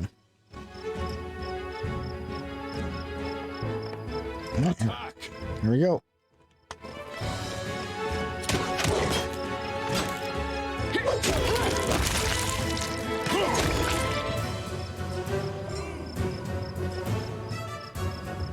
It's high time to set up camp and rest. In camp, all characters will restore some of their hit points, and those capable of casting spells will replenish them. To camp, you need a special resource, rations. When you press R or click the rest button, the outline of the camp appears under your mouse cursor. A green outline allows you to click and set up camp there, while a red one means that something is blocking it. After setting up camp, click on the bonfire to begin resting. As everyone is gathered around the bonfire, press the manage button to see the special camp interface and use to set resting time and distribute the following responsibilities among your party: hunting, camp camouflage, cooking, special ability. Cooking is actually neat. You can assign one job more to a party member, but be careful that would prevent them from having a proper rest. Resting can may be attacked by enemies. After dealing with them, click on the fire again to continue resting. It's usually better to avoid camping in dungeons. In dungeons, you won't be able to hunt, cook, or use certain unique abilities. Moreover, there's a higher chance of enemy attacks in such places. Yeah, that sucked. Alright, so where's the camp button? I think it's this, right? I always thought this was kind of clever, that you could just throw down the little camp button. Let's go. Rest. Alright.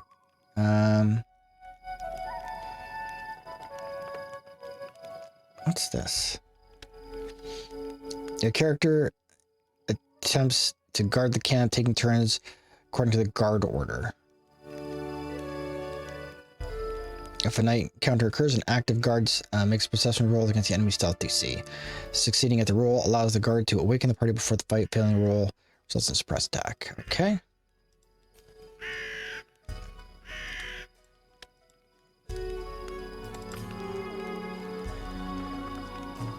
Okay, so I've got rations.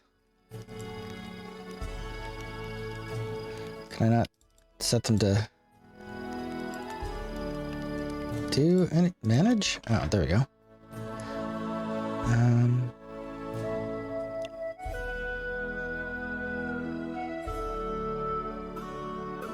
Okay, so she's on cooking. She's hunting. She's watch order.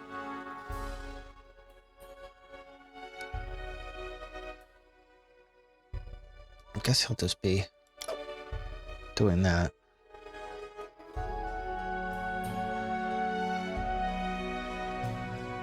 Okay.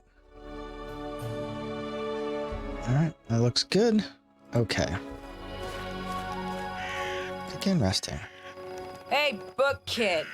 Want to hear a story about hunting a saber-toothed owlbear?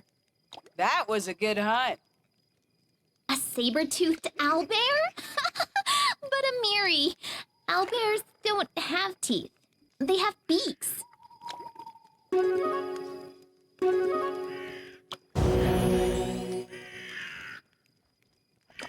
Neat. The little interactions are cute too. All right.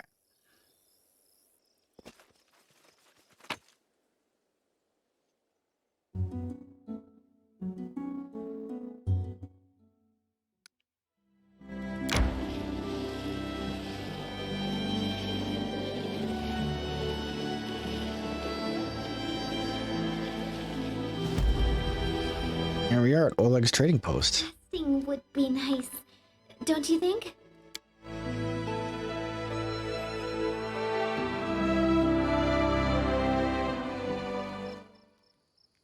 Okay. Made it. Let's see.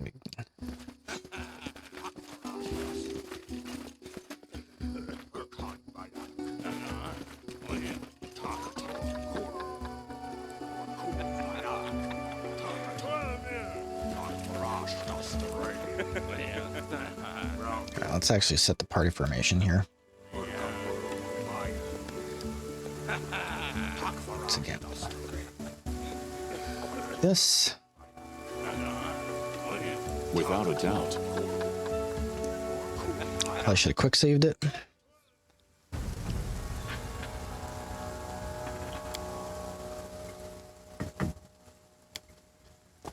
Okay, actually I should have gone back. Hold on, hopefully those dialogue things are here. In the name of the Stag Lord, haha, lawful authority of the stolen lands, we demand this week's tax and some beer.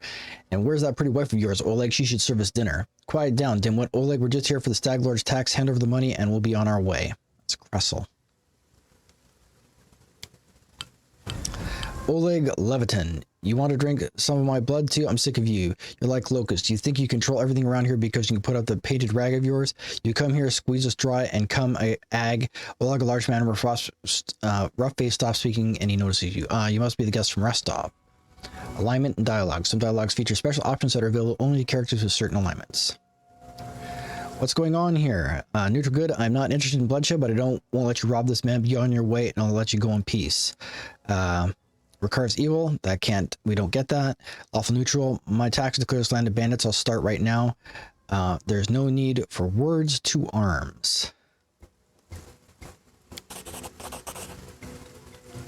Kressel, retreat. We're too few for a fight. Let's call for help from the camp. No wait, this just means we can rob a few idiots instead of just one. To arms, everyone. All right. To victory! All right. Well, I guess we're doing it. Doing it live.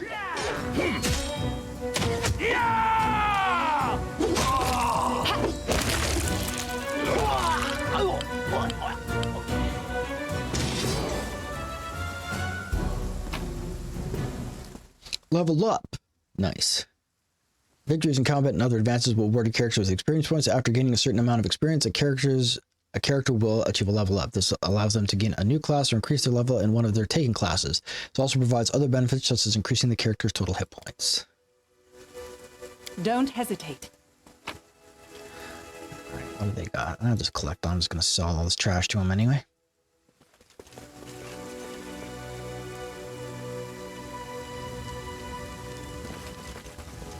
Now I'm going to do the quick save I should have done just back there. Resting would be nice, don't you think? It would be, but we're not gonna. There might not be anything to see right now. Oh, there is potatoes. Use potato. So we'll grab that. We'll head over here. Ooh, there's a box. Ooh, there's things in a box. Mace, all kinds of stuff. Okay, let's get this rolling.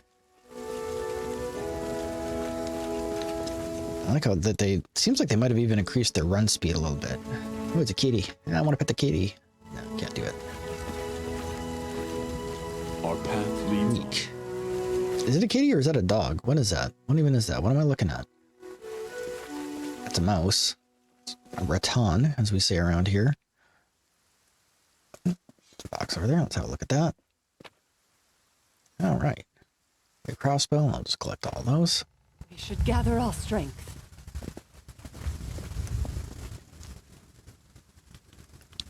Are we burdened? We're party encumbrance. We are so burdened right now. But my boy here, he needs himself. That's a buckler. Have I got a proper shield here? That's pitiful. You know what? No. Sorry. That's his favorite weapon, but like for right now, I'm just gonna do this because yikes. Actually, it's not bad to actually have a mace.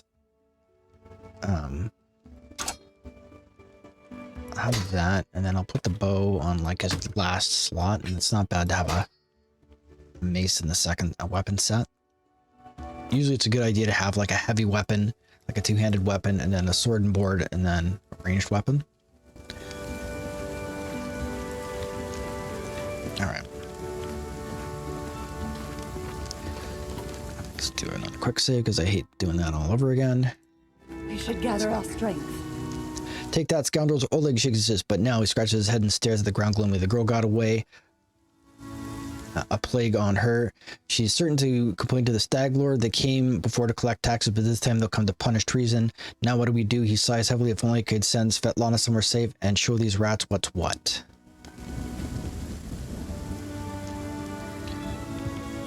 Oleg left, and he notices a fair-haired woman approach. Dove, why are you here? I told you to stay hidden. Svetlana Levitin, it's all over. I saw it. I just needed to be sure you were all right. The woman looks at her husband tenderly as if with a hint of sorrow. Oleg mumbles something as he looks away embarrassed. My name is Svetlana. I'm sorry your rival. Our trading post turned out so unwelcoming. Oleg's trading post is an abandoned border fort town at the southern edge of the Rosslyn found a new life recently. Oleg and Svetlana Levitin, a couple from Rostov, rebuilt it into a trading post. This place is now one of the few hospitable shelters for travelers in the surrounding wilderness. I saw someone run out of the trading post. Do you know who it was? That must have been Balkan. He sells, or Boken, I guess. Boken or Balkan. He sells potions. He lives in the forest like a hermit, but he comes here every day. He knows every tree and bush in this area and how they can help you. The Stag Lord's gang wants him to work for them. He lacks the courage to fight those bandits, but he won't just walk away from us. He has a good heart, and if he grumbles a lot, especially recently. Tell me about yourselves. Oleg shifts uncomfortably. Surely there are more important things to discuss. Well, all right. We're just honest people who came here from Rostov. We fixed up the old fort to house travelers and give merchants a place to trade with the locals. We also deal with the occasional huntsman in the area. What does any of this matter? Then the bandits come up. They either drain us dry or just kill us.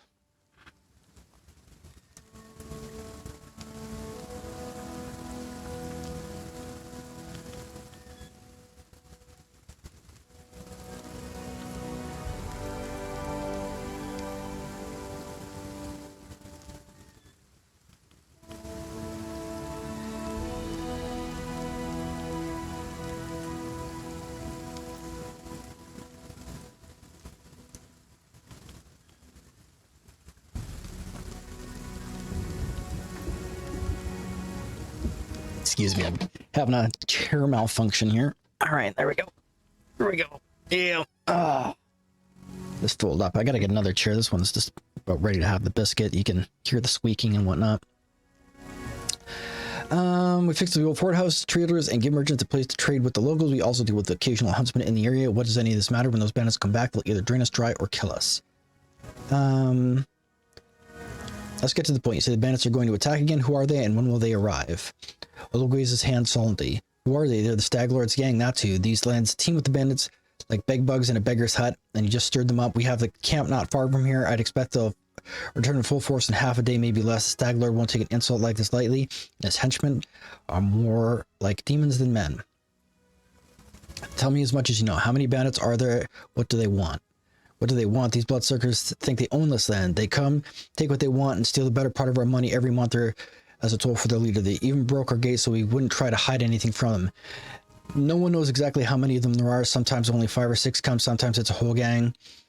I'd have shown them what for long ago if not for Svetlana. They claimed they were collecting taxes. Why? For the Stag Lord and his cronies, of course. The Stag Lord fancies himself a king in these parts. He may have antlers for a crown, but all the troublemakers around here are happy to follow his orders as long as they're paid.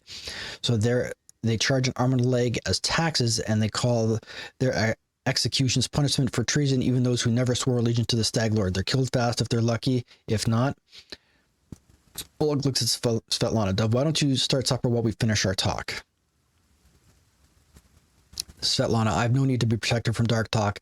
I'm not like a blind kitten, you know. I've seen what they do to people. Svetlana lowers her head. Most of the gang's made up of simple bandits, but there are a few monsters amongst their leadership, especially those close to the Stag Lord. Aux and Dovin from Nisrock come to mind.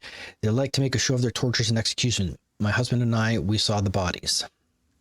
All right, so there's a bunch of options here. Of course, we're a paladin, so we're going to take the lawful good option. You have nothing to fear. I'll help you deal with the attack. Well, I appreciate your good intentions.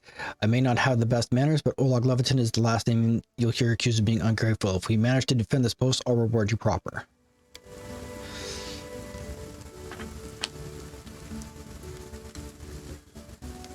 Excuse me. We have to hide Svetlana. Please don't argue, Dove.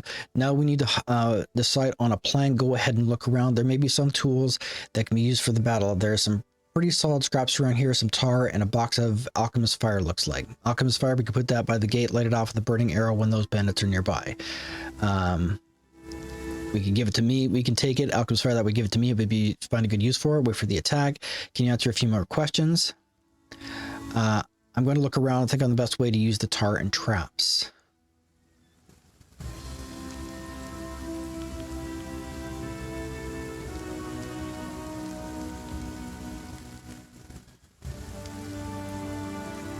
I think that's we're just going to put it by the gate.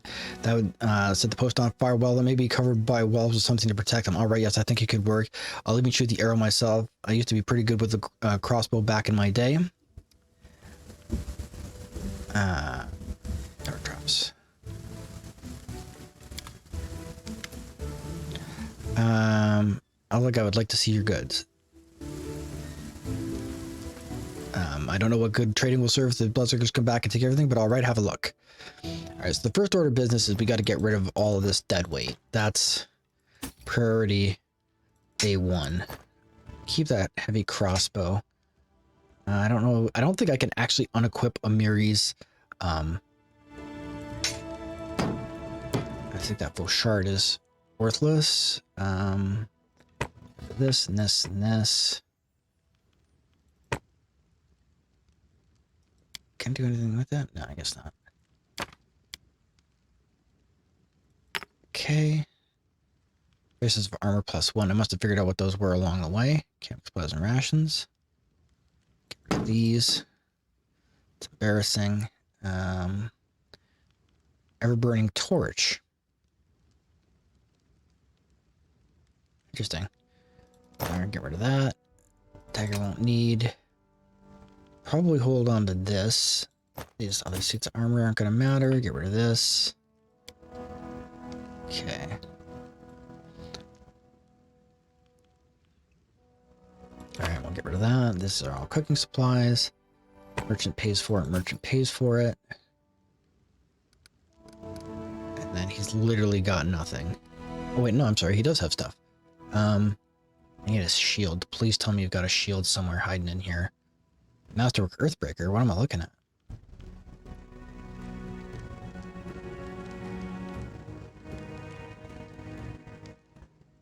Interesting.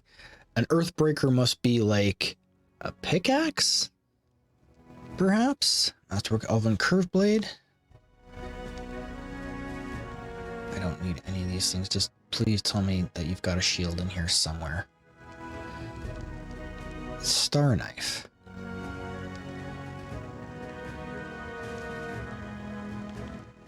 Interesting. I wonder if that's a... These seem like exotic weapons. Ooh, scimitar +1, two-bladed sword +1, heavy shield +1. How much money have I got?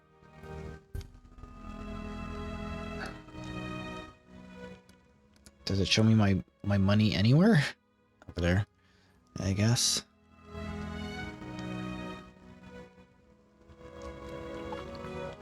Full plate is extremely expensive. Probably deal with this and get the thing, but what I really need is just a plain old shield. Holding small is also pretty amazing. Did I just scroll right past a plain old shield?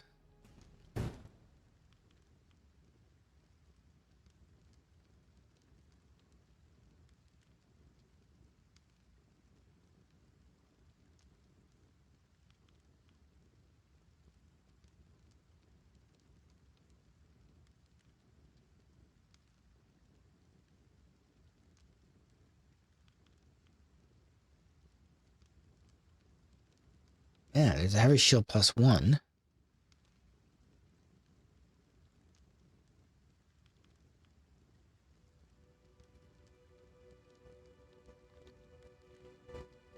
Alright, well, I guess we'll deal. Can't believe he doesn't have a shield in here.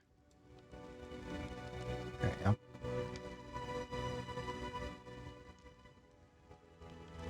Bucklers and tower shields and a heavy shield +1, but not what we need. Alright, so let's do the level up anyway. Yeah. So the Paladin. I don't think there's anything exciting to choose from here. I got a couple of skill points to spend, so I'm gonna stick those in Persuasion, I guess, and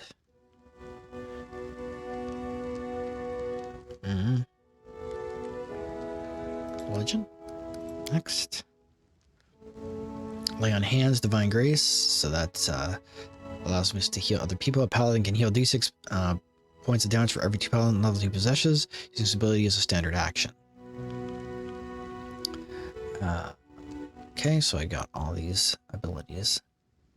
And then Divine Grace at 2nd level, a Paladin may gain a bonus equal to her charisma bonus of any on all saving throws. So that's one of the biggest deals, is why you want to have a high charisma, because that suddenly added +3 to all of my saving throws, which is a huge deal. A rest would be welcome.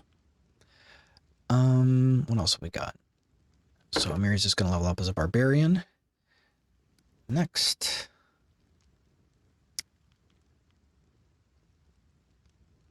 And then what does she get? She gets a lot of skill points. I always found that fascinating that the Barbarians got so much,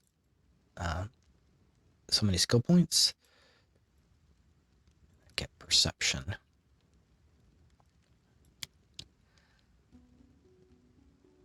So what did she actually get? Uncanny Dodge, Rage Power. Gets more rage, I guess. Oh, I gotta pick a Rage Power. While raging, the Barbarian gains a bite attack. Part of full attack, the bite attack is made with the Barbarian's full base attack bonus -5. If the bite hits, it deals 4 points of damage. Plus half the Barbarian's strength modifier. Beast totem lesser. While raging, the Barbarian's 2 claw attacks. These claws are considered primary attacks and are made by the Barbarian's full base attack bonus. The claw attack deals D4 points of slashing damage plus the Barbarian's strength modifier. None of totem rage powers grab powers related to a theme. Barbarian cannot select more than one group of totem rage powers. For example, a Barbarian who selects a beast totem power rage power cannot later choose to gain any of the dragon totem rage powers. Excuse me.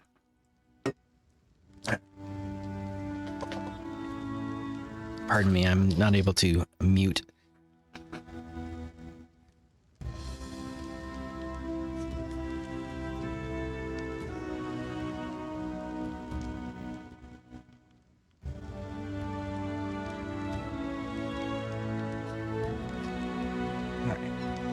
Sorry about that. Okay, so Beast Totem, Guarded Stance. Barbarian can take more defensive posture, gains a +4 dodge bonus or arm class duration of her current range. This bonus increases by 1 for every 4 levels Barbarian has. This is our stance rage power. Barbarian can have more than one stance rage power active at a time. If he activates a stage power while the other is active, the current stance immediately ends. Okay. So what do we got? Lethal stance. Barbarian can focus her strike. She gains a +1 component bonus to melee attack rolls and thrown weapon attack rolls. Increases for every 4 levels a Barbarian has. This is a rage stance power. Okay. Barbarian can attack with bend at the expense of her defense. She gains a +1 bonus to her attack rolls, but at a -1 penalty to ADC. This bonus is bonus and penalty increased by 1 at 4th level and 4 levels thereafter. This is a rage stance power. Swift Foot. The Barbarian gains a 10-foot enhancement bonus to her base speed. Barbarian can select this rage power up to 3 times its effects stack, so we can actually get her running quickly, but like Beast Totem seems to be what's up. Gains 2 claw attacks. These attacks are considered primary attacks and are made at the Barbarian's full attack bonus. The claws deal d6 points of slash damage, plus the Barbarian's strength modifier. I mean, I like the lethal stance too. This doesn't seem to have any of the drawbacks of the reckless stance. +1 attack bonus. Yeah, I don't understand what this is giving you. That's why you would take this. A Barbarian can attack with abandon at the expense of her defense. She gains +1 bonus on attack rolls, but takes a -1 penalty to AC. Barbarian can focus her strike. She gains a +1 confidence bonus on melee attack rolls and thrown weapon attack rolls. Bonus increases for 1 for every 4 levels the Barbarian has. So it's exactly the same thing, except there's no penalty. So unless there's something hiding under reckless stance that later, Beast Totem lesser. I mean, I like Swift Foot too. It's always nice to be able to move quickly, but I'm taking that. I didn't realize she was chaotic neutral. I thought she was chaotic good.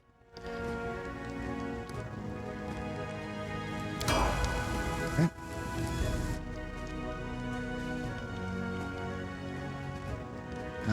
Pick your character's class. Fighter. Next. See, this is kind of interesting. Apparently later on, because right now you're looking at it and you're like, wow, she's kind of borked. But later on, she effectively gets Paladin abilities as well. So this, like suddenly she gets very, very strong. And she's also your best tank. So go with Persuasion, I guess. And then I'm going to go ahead with, I'm not sure what the difference is between mobility and athletics. There we go.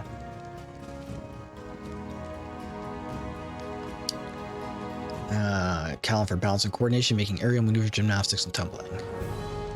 So I'm just going to do that, I guess.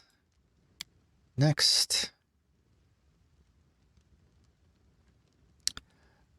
Weapon focus. Not sure. Does she have? I can never remember if she's got bastards or ability.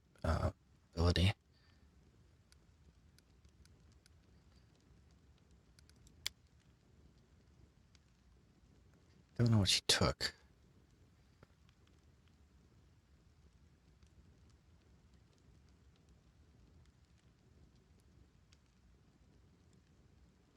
Toughness, dodge. All right, next.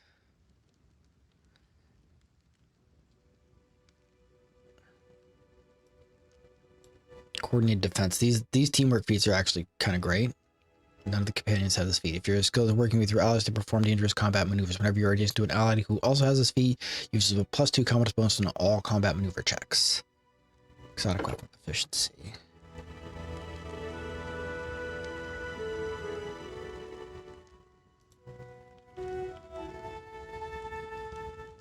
Okay, so hold on.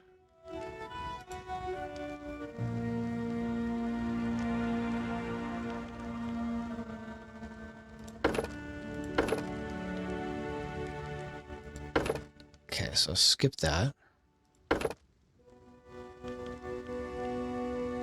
Alright, let's just X out of here for a second. I'm listening. So, let's see, abilities, feats.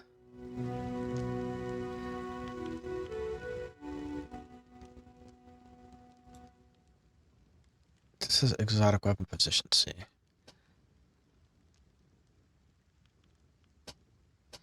There we go, weapon proficiency, bastard sword. So he does have that.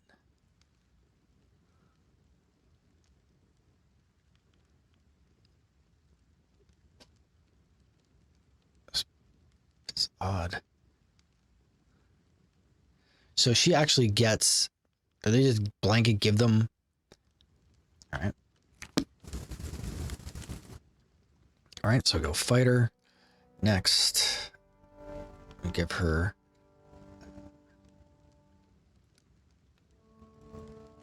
I like persuasion on her as well. Screw the religion and then get the athletics. Next, we go weapon focus.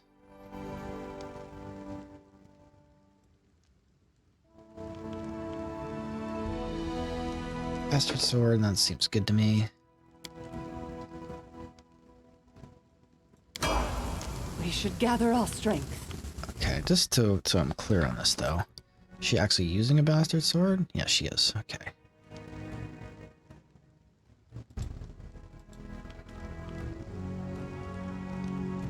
Come here, there's a... I could have sworn there was a sort. Is there not a sort option? There you go. I was gonna say there's gotta be something else in there. If she doesn't have a ranged option, it doesn't really matter. Give her a short bow. Is this a longbow? It's a longbow. She can have that. I guess in case of emergency, she can have that.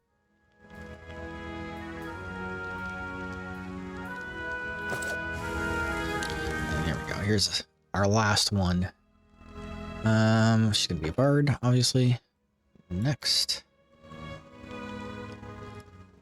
It gets all kinds of skill points. So we absolutely want to make sure that her trickery is dimed out. And then we want her persuasion to be up. Use magic device up. Absolutely want her perception up. I'm not sure why her perception was down so low.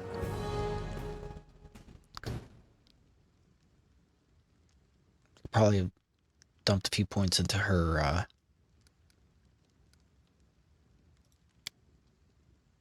mobility, but not even sure what she uses as a weapon. I think just a crossbow. +4 bonus combat trick. Bonus combat feats fast stealth. This allows a character to move at full speed using a stealth skill without penalty. Iron guts. Interesting. Skill focus.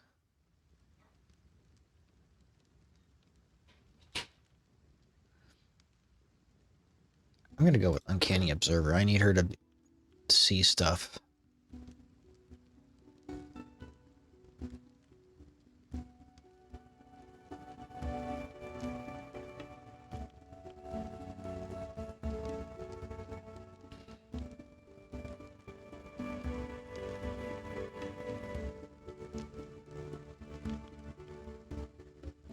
Okay.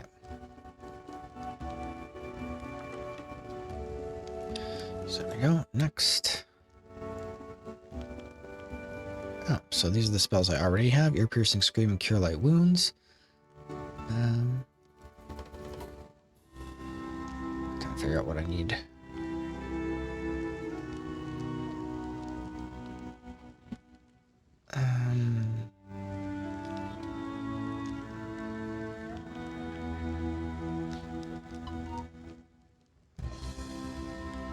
Alright, all those already, so...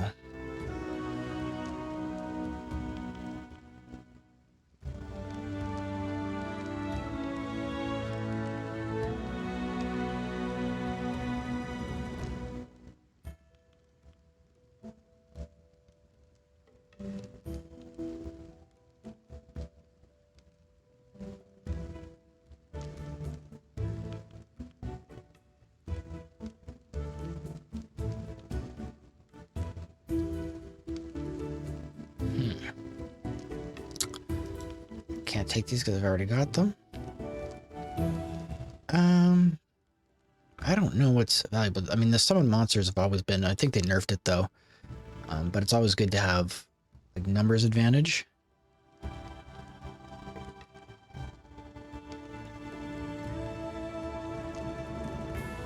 Feather Steps is actually pretty handy. Grease, Haze of Dreams, Sleep. I'm just gonna go with the summon monster for right now. So maybe it's bad, but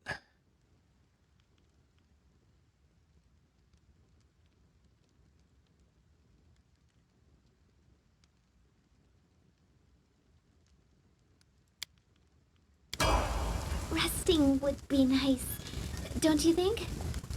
alright, so now that we've done that, we'll do a quick save. Talk to Oleg again. Would be welcome.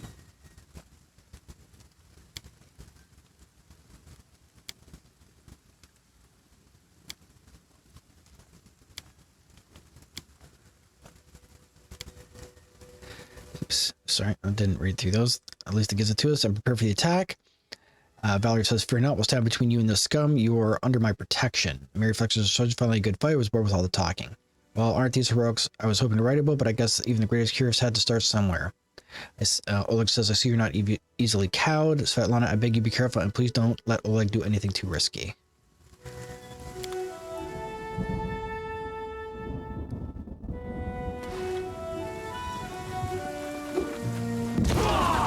Defeat is not an option. Alright, so what can I do?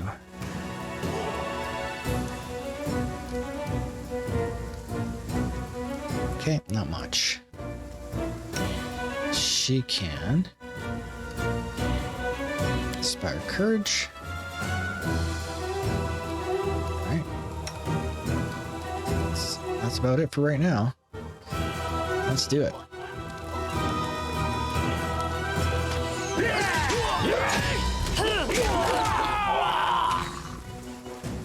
You Strike as one. I'll survive. Last wishes. I always survive. Okay,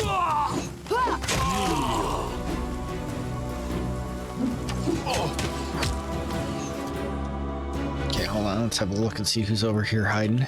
Do not falter!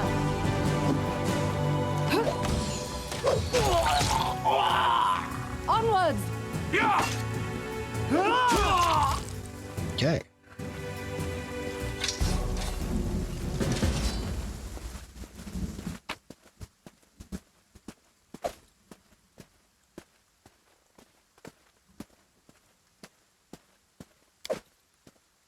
I will guide us.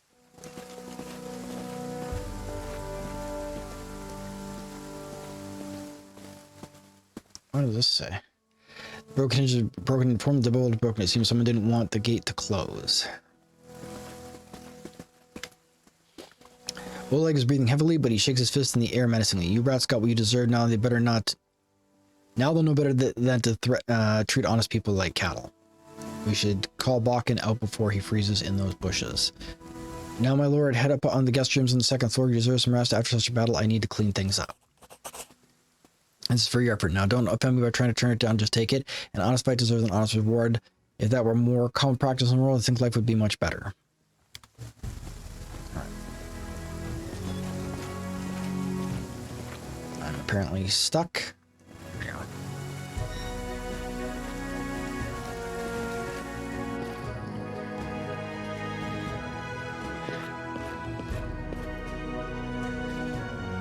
So she got some potatoes. Thank you. I'll have those.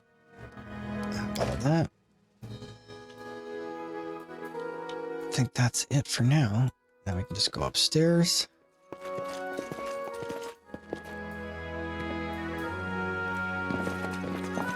Applause, please. Oh, I believe these are my... I guess not. Collect all. Kitty. Yay.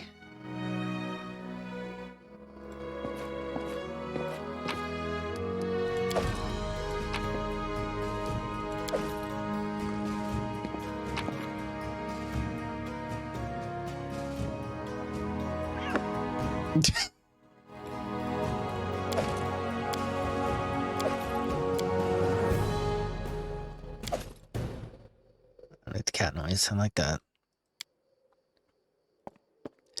Good tiger type or tabby tiger not be the friendliest kitten, but he'll happily curl up next to you while you sleep. Someone's a pet cat. I would like to do that. Please allow me to do this.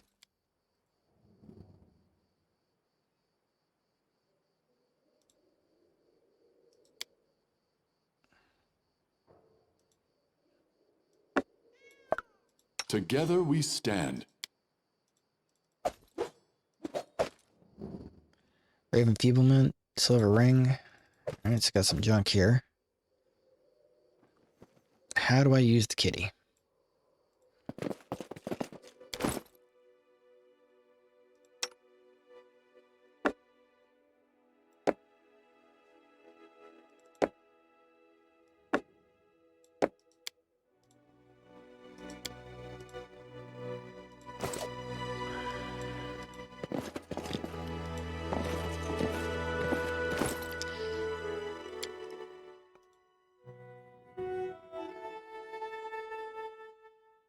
I legitimately don't know how to summon the cat.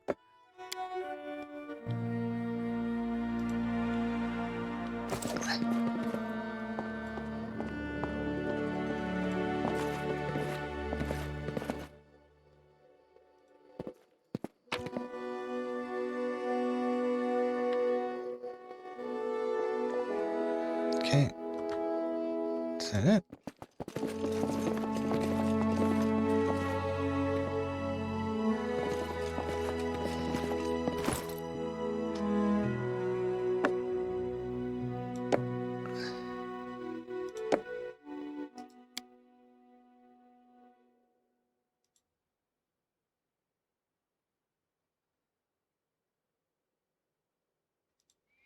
So it's a usable item. And I just don't know. Not hesitate. There we go. That's how we summon the cat. There he is. Whee! Let's have a look. Whee!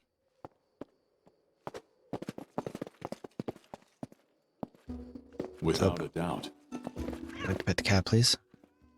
There he is. Alright. This looks pretty good here.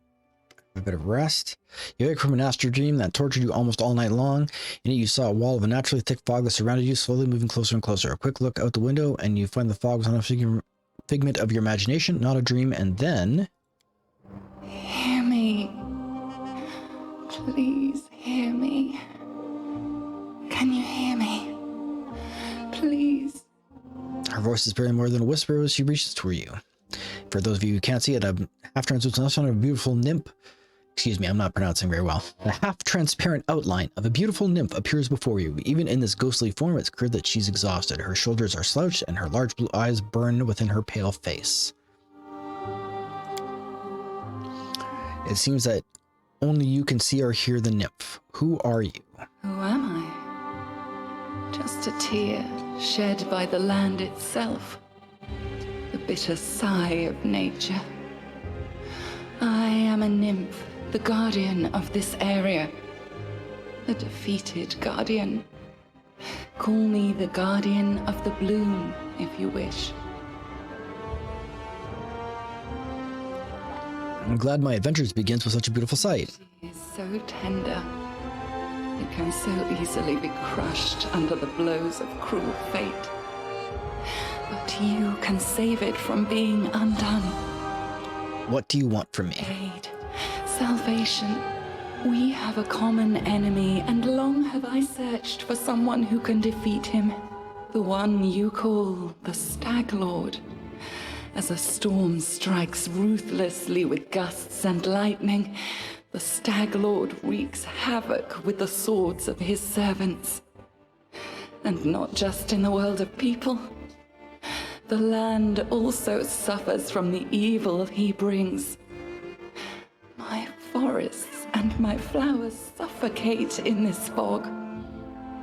Soon even I will vanish, as the last ray of light fades at dusk. Stag Lord is responsible for the fog? It hides his fortress as well as his dark deeds. But while responsible, he did not create this affliction. It is the work of a powerful druid who has betrayed even himself. I know not why the powers did not leave this renegade, but even I was unable to defeat him. How can I help you? This fog, it enshrouds, entangles, suffocates. If only I could learn how it was created. But my powers wane. I have barely the strength to call out to you. All I know for certain is that somewhere in this forest lies an old house, and it echoes with the remnants of a strange power. The Stag Lord and his druid were there. The fog hides this place from me, but I can point you to the bandits' camp near the Thornford. Make them tell you where this place is. Go there and listen to the echo, catch the whispers, search for anything that can tell you how the fog was created. Once the fog clears, nature will breathe again, and you will be able to easily find your way to the fortress of our mutual enemy.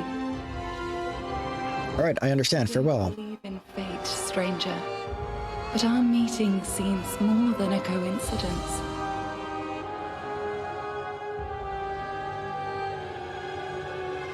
The nymph's whisper fades as she disappears. So there you go.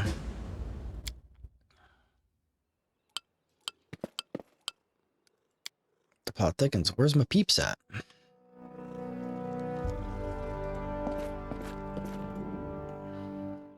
There's Lindsay.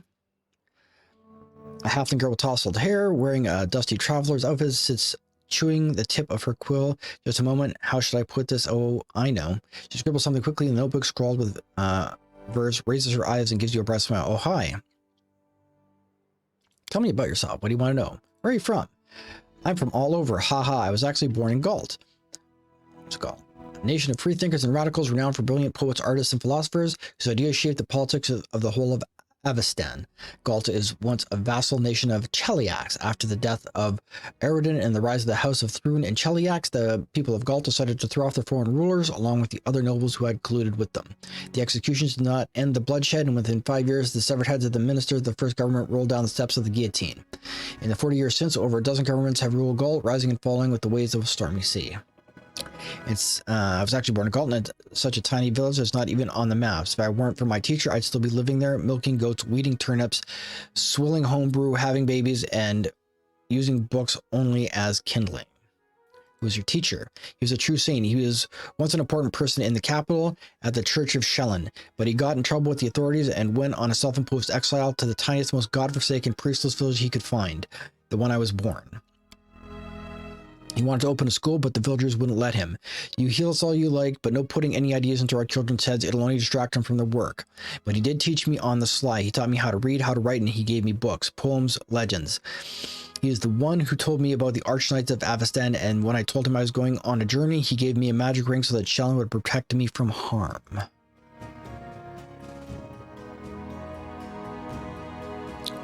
Archknights of Avistan. Who are they?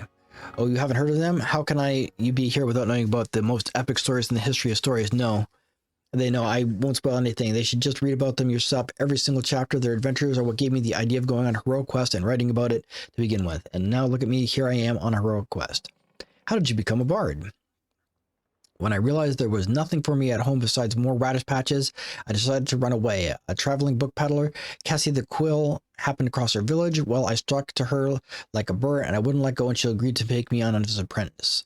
Together we traveled everywhere, to Brevoy and Talder and even Ustalov. And then I found out about the Academy of Grand Arts and Pitax, and I thought, well, I love reading stories, so I can surely learn to write them too. I rolled on my first try, and then they gave me a scholarship. Then they expelled me. Haha, but that's okay. They already taught me all the important stuff, and now with Shellen's help, I can manage on my own. Do you worship Shellen? Yes, not to offend the other gods, but she's the most important of them all. All the other gods guard the world as it is, but only the eternal Rose, the goddess of beauty, calls us to the world as it should be. Why are your clothes so messy? Lindsay waves her hand carelessly. Forget it, I can't waste money on looks. I'd rather buy books instead. In 100 years, when people are reading my words, they aren't going to ask if the author had holes in her sleeves. Let me ask you about something else. You come from Pitax, tell me about it. Well, I love Pitax, even though they kicked me out, a joyful place. What is life in Pitax like? Actually, Pitax has always been one of the huge nest of thieves, bandits, river pirates, smugglers, fences, card sharps. It's always been home for the likes of them, but that was before Iravati became king. With him, a whole different life began there. Iravati always wanted to make history, but not as other bandit with a crown. That's exactly what he is, haha. He wanted me to be glorified through the centuries as a great patron of the arts, so he built the Academy of Grand Arts and spent lots of gold to assemble the best artists, poets, and musicians. Of course, the very best ones refused to go, but he got what he wanted in a way. If Pitax was once just a booze barn for thieves, now it's a cabaret. What do you know of King Iravati? He won his crown in a game of cards, which says as much about Pitax as it does about him. He's fiendishly clever. Some cheats I know told me that from the moment he appeared, he started pulling off such schemes that old city matters just scratched their head. With him in charge, gold flooded into Pitax, and also he's incredibly, unimaginably, fantastically decadent and conceited. Getting drunk with whores at the pub, that's not Lord Iravati's style. Oh no, he aims higher, dressing up like a male Callistra with a gold codpiece and holding a 3-week orgy with dancing on the rooftops, parades, public executions, and the contest for the best ode to the great unrivaled king. That's more like it. Callistria, also known as the Savored Sting. Okay, so we've talked about that. Tell me about the academy you studied at. You know, jokes aside, I'm thankful to Iravati for building it, but he has no taste at all whatsoever. He likes his art loud, bright, grandiose, and most importantly, glorifying his royal highness. He kicked out the best charcoal artist because he didn't want to spend money on gray scribbles. He sacked a masterful flute player from Tianjia for playing too quietly, and instead of ordered them to a kettle drum class, he even ordered the academy to expel me, and for what? An innocent limerick. The academy. While not all as popular as some of the great bardic schools of the Inner Sea, Pitax's Grand Academy of Grand Arts still managed to attract some students seeking greater specialization. Would you like to go back to the academy to finish your studies? I'd like to return, but on one condition. It threw me out with 3/4 of the professors who teach me now and returned all the ones they banished. If you ask me, I'm proud to have been expelled. The art was to Iravati's liking. That would have been reason to be ashamed. Let me ask you about something else. Tell me about the book you're writing.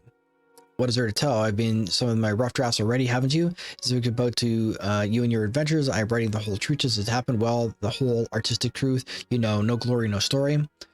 Why are you writing it? What's the point? When I was at the academy, Eobald the Insightful began the literature course with the question, what is a person? And he answered, a person is a storytelling animal. Our world does not consist of things. All these woods, seas, and cities. It consists of stories about those things.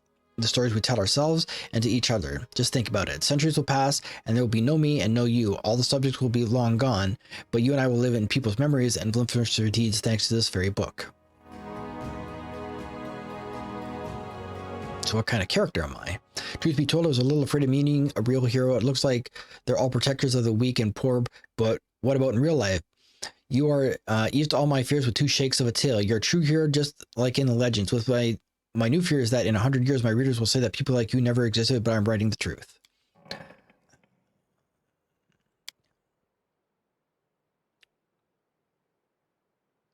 Tell me about your friendship with Tessie the Quill. What's there to say?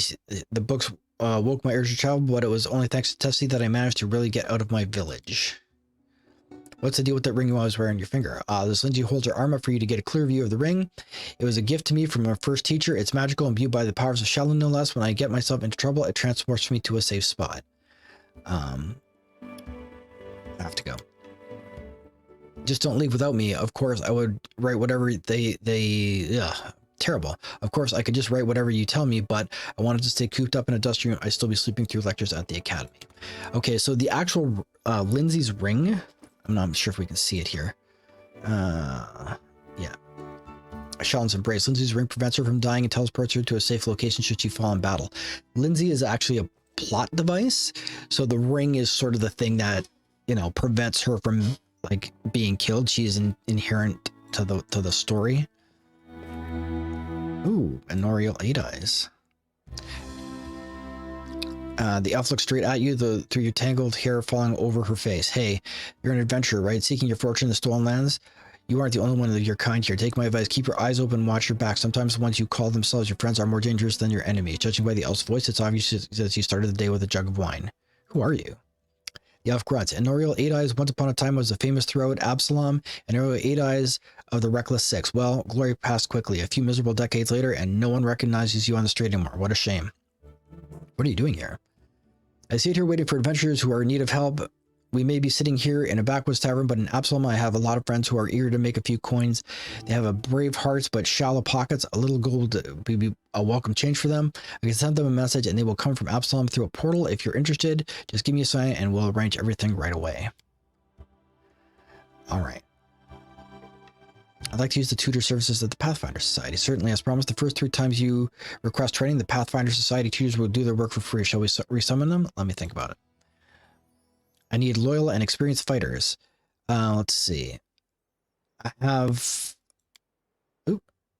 What does it say? I have friends like that. They decide exactly what you need, and they will come to my signal. They will cost 2,000 gold pieces. Let me think about it. Why are you called Eight Eyes? Well, once long ago, I could spawn an enemy and pin them to the wall before I could even think of attacking. Some said I had 8 eyes and looked all around at once, though it seems I've outlived my nickname. Enorial stretches out her forearm. Her palm trembles noticeably. I've been drinking so much lately, it's best I don't test my skills too often. Where were you when the trading post was attacked? I was hunting, got a little lost in the mist, which is the first time it's happened to me. I guess I should go easier on the drink. But don't you imagine I'd be scared of a good fight. If only I'd known I was missing all the action, but I see you've gotten everything under control. Would you like to join me? No, I've got this things to do already. You better manage on your own. A famous Pathfinder here in the middle of nowhere. Why? If you want to know how one would exchange the life of a Pathfinder for this sorry drunken rat hole, a light in Enorial eyes goes as someone had blown out a candle. You lose all your friends because of one scumbag, and then you'll understand. I was the only one to return from the final campaign of the Reckless Six, and whatever is left of me can't be called a secret anymore. Enorial remains silent for a long time as if wondering what she wishes to poke the old wound. Here's the story. Our leader, Vermalt, was the best of us. Wise, brave, friends with everyone. One of those friends, a deviant Avistan, sent him a disturbing letter. He'd stumbled upon the mention of some ancient books on the art of necromancy. Secrets like those are best left hidden forever. Trust me, I've seen what that kind of magic can do. The elf bites are lit. To make a long story short, those volumes were supposedly hidden in the catacombs of Gallowspire. We decided that the books would be retrieved and kept safe by the society. We gathered in a tavern, discussed the expedition, and then proceeded to Ustalav. It was a normal mission, a quick and quiet recovery. Enorial aspires bitterly, but everything turned out to be much more complicated. We barely made it through the Witchgate Forest, excuse me. All the terrible living trees, undead druids, and their arches of bone. It was a miracle we managed to make it out alive. We'd chosen Wrenchers to stop at. It was marked on Vermont's map as a safe enough haven to hole up and lick our wounds. I wish that had been true. Vermont was the first to perish. He was attacked by one of the monsters hiding in the stables. I tossed him about like a feather and threw him down like an ancient well. His shout echoed for a long time, and I didn't hear the sound of him landing. And then Enorial pauses and turns away, hiding her eyes. Enough. I shouldn't have gotten into this.